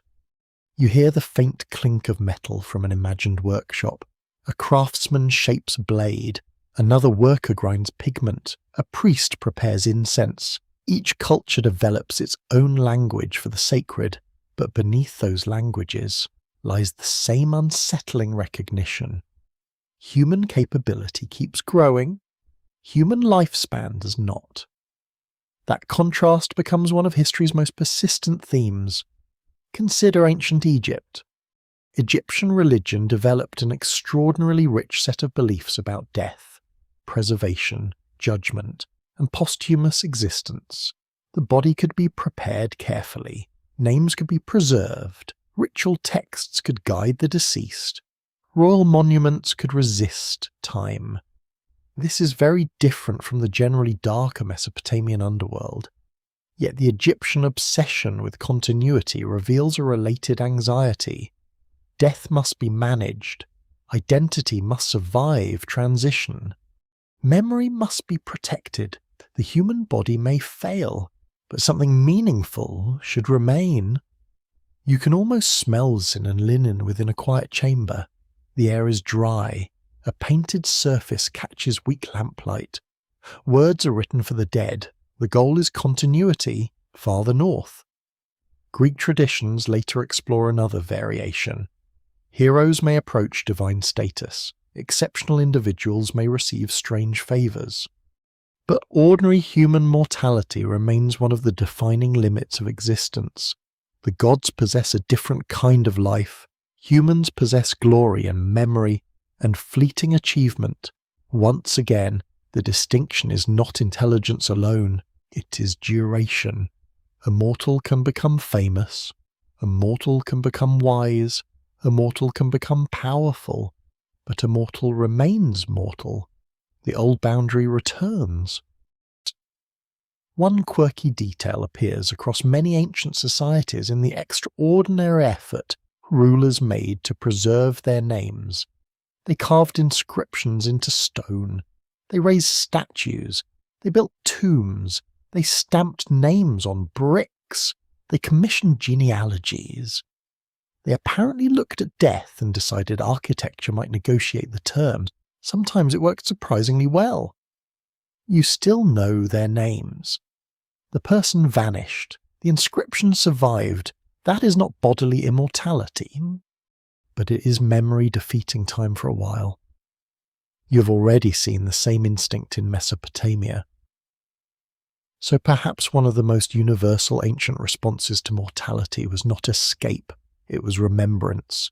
Build something, write something, name something, leave a trace. This pattern appears so widely because human consciousness creates the same problem everywhere. You know you will disappear. You want evidence that you were here. The solution changes by culture. The desire does not. And now Enki's role begins to look less isolated. He belongs to one specific Mesopotamian theological world. He should remain there. Yet the tension he represents appears elsewhere. The divine possesses something humans want. Humans receive partial access. A threshold remains. Knowledge may cross it. Immortality usually does not. Perhaps this recurring structure emerges from shared cultural inheritance. Perhaps it emerges independently because every society eventually confronts death. Scholars continue debating how specific myths travelled between regions. Flood stories offer one famous example. Mesopotamian accounts clearly predate some later written traditions, and similarities in structure have encouraged comparison for generations. Yet comparison does not mean identity. Each version reshapes the catastrophe according to its own theology, language, and social world. This caution matters. The goal is not to flatten history. The goal is to notice recurring human fears without erasing cultural difference. You imagine stories moving along trade roads. A merchant hears one version, a traveller repeats another, a scribe changes a name, a priest adjusts a detail, a king adopts a symbol. Centuries pass, the story survives but never unchanged. Perhaps myths behave like rivers. They carry material from earlier landscapes while cutting new channels through later ones. That image returns you to Enki, water again, movement again, continuity without perfect sameness. A fringe theory sometimes claims that similar ancient myths prove one forgotten global civilization taught every culture the same secret knowledge. The archaeological evidence does not support such a sweeping conclusion. Human contact was real, cultural exchange was extensive, but similarity alone is not proof of a lost worldwide civilization. Still, the theory remains popular whole because patterns feel meaningful. People sense repetition and want a single source. History is usually messier, several sources, several adaptations, several independent inventions, a long conversation instead of one hidden master plan. That may actually be more interesting. Human beings separated by distance can arrive at similar questions without ever meeting. Why does death exist? Why does knowledge feel dangerous? Why are gods imagined as knowing more? Why does civilization seem to lift humanity upward while mortality pulls it back toward Earth? These questions may not require a shared secret. They may arise naturally from consciousness itself. You stand now at the meeting point of many traditions, Mesopotamian clay beneath one foot, Egyptian stone beneath another, Mediterranean stories moving beyond the horizon. Different worlds surround you, yet the same limit remains. Humans create systems that outlast individuals. They build temples, they write law, they preserve names, they teach children, they imagine gods, they mourn. Perhaps that is the hidden continuity across civilizations, not a single doctrine, a single problem. How should a mortal creature live after discovering that it is mortal? Every civilization answers differently. Some promise transformation, some emphasize memory, some emphasize divine judgment, some emphasize heroic fame, some accept a shadowed underworld. Some build elaborate rituals around the dead, but none can ignore the question. And perhaps Enki's story belongs within that larger human pattern. A wisdom god gives humanity enough knowledge to become fully aware. That awareness produces civilization. Civilization produces memory. Memory resists death. Yet death remains. The structure repeats in different forms across history. You hear distant voices now, layered across centuries. A Sumerian scribe, an Egyptian priest, a Greek poet, a family member speaking an ancestor's name. None of them agrees completely. None possesses the final answer. And perhaps that is the most important similarity. The mystery survives every civilization that tries to solve it. Knowledge accumulates. The boundary remains. The old tablets do not stand alone. They belong to a much larger human conversation about what it means to be conscious inside a temporary body. Enki may be one voice within that conversation, a particularly ancient one, a particularly subtle one, but not the last.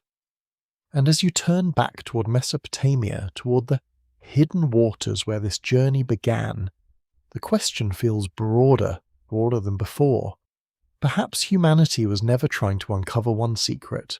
Perhaps humanity has been circling the same silence for thousands of years. Your path returns at last to the waters beneath the ancient world, not the flood, not the river, something older in the imagination. You move again toward Enki's hidden domain, where fresh water gathers beneath the visible earth and wisdom seems to rest beyond ordinary reach. The air feels cooler here, carrying the faint scent of wet clay, reeds, and extinguished lamp smoke. Above you, cities have risen and fallen. Kings have carved their names into brick. Scribes have copied stories. Families have buried their dead. Floods have come. Walls have collapsed. Languages have changed. Still, the old questions remain. Why were humans created? Why were they given intelligence? Why were they allowed knowledge but denied immortality? And why does Enki so often appear near the boundary between what humanity knows and what humanity is permitted to know? You have followed that pattern across the surviving traditions. It began with labour. The gods were burdened. Humanity became the solution. Clay provided the body. In one related tradition, divine substance entered that clay and complicated the creature immediately. The worker became more than a worker.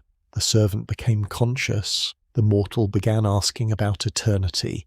That sequence is not written as one secret doctrine on a single tablet.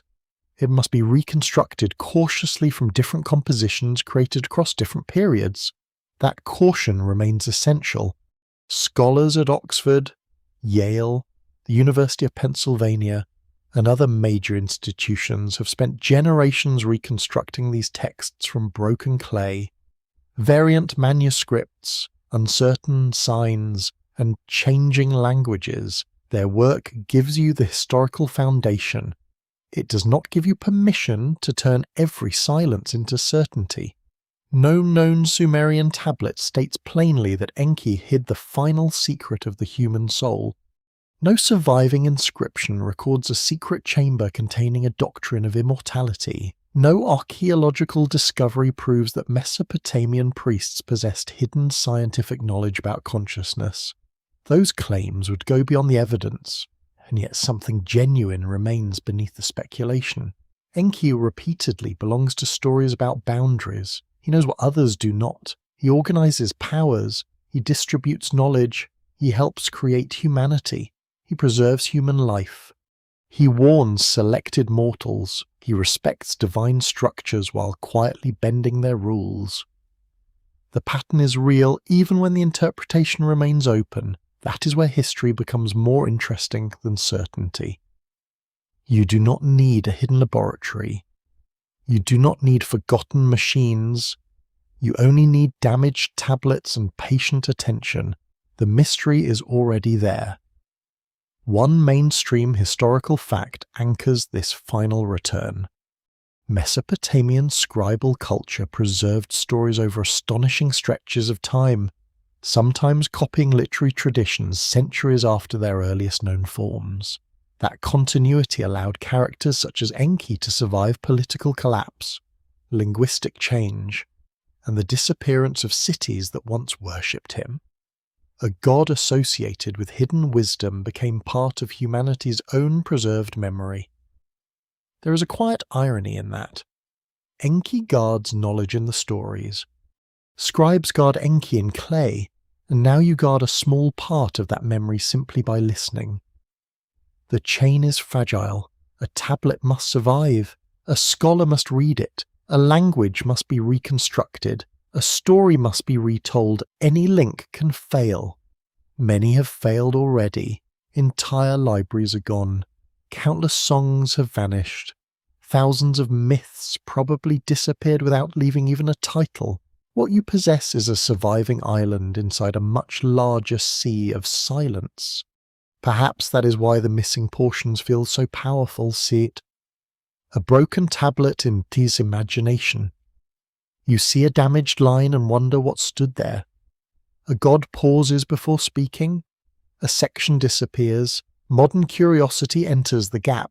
Sometimes responsibly, sometimes enthusiastically, sometimes wearing an alarming amount of speculative headgear. The quirky side of ancient history is never far away. Popular theories have turned Enki into everything from a benevolent extraterrestrial to a genetic engineer, rebel scientist as spiritual liberator, and guardian of forbidden human potential. Those interpretations reveal more about modern desires than ancient evidence. People want the tablets to contain a final answer, a hidden explanation, a sentence capable of resolving death. The ancient material refuses that comfort. An open scholarly debate remains over how far literary patterns across Sumerian and Akkadian texts should be combined into a unified theology.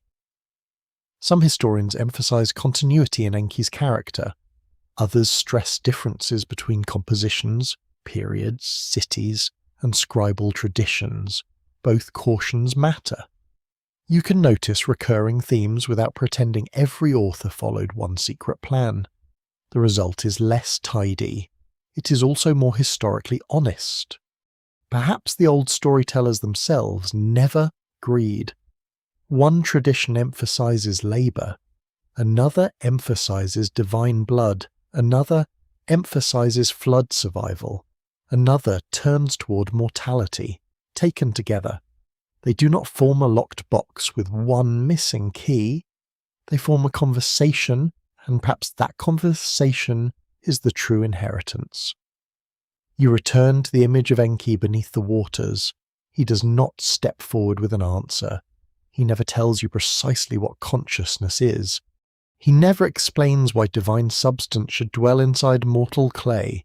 He never reveals why one human may survive disaster while another does not. He never removes death. Instead, he gives humanity something more ambiguous, enough knowledge to continue, enough intelligence to remember, enough skill to rebuild, enough awareness to recognize loss. That may be the closest the texts come to a final secret. Human life is not defined by escaping the boundary. It is defined by the living beside it. You know the gods possess what you do not. You know time moves in one direction. You know the body returns to earth, yet you continue creating things that reach beyond your own lifetime. This is what the Sumerian scribe does.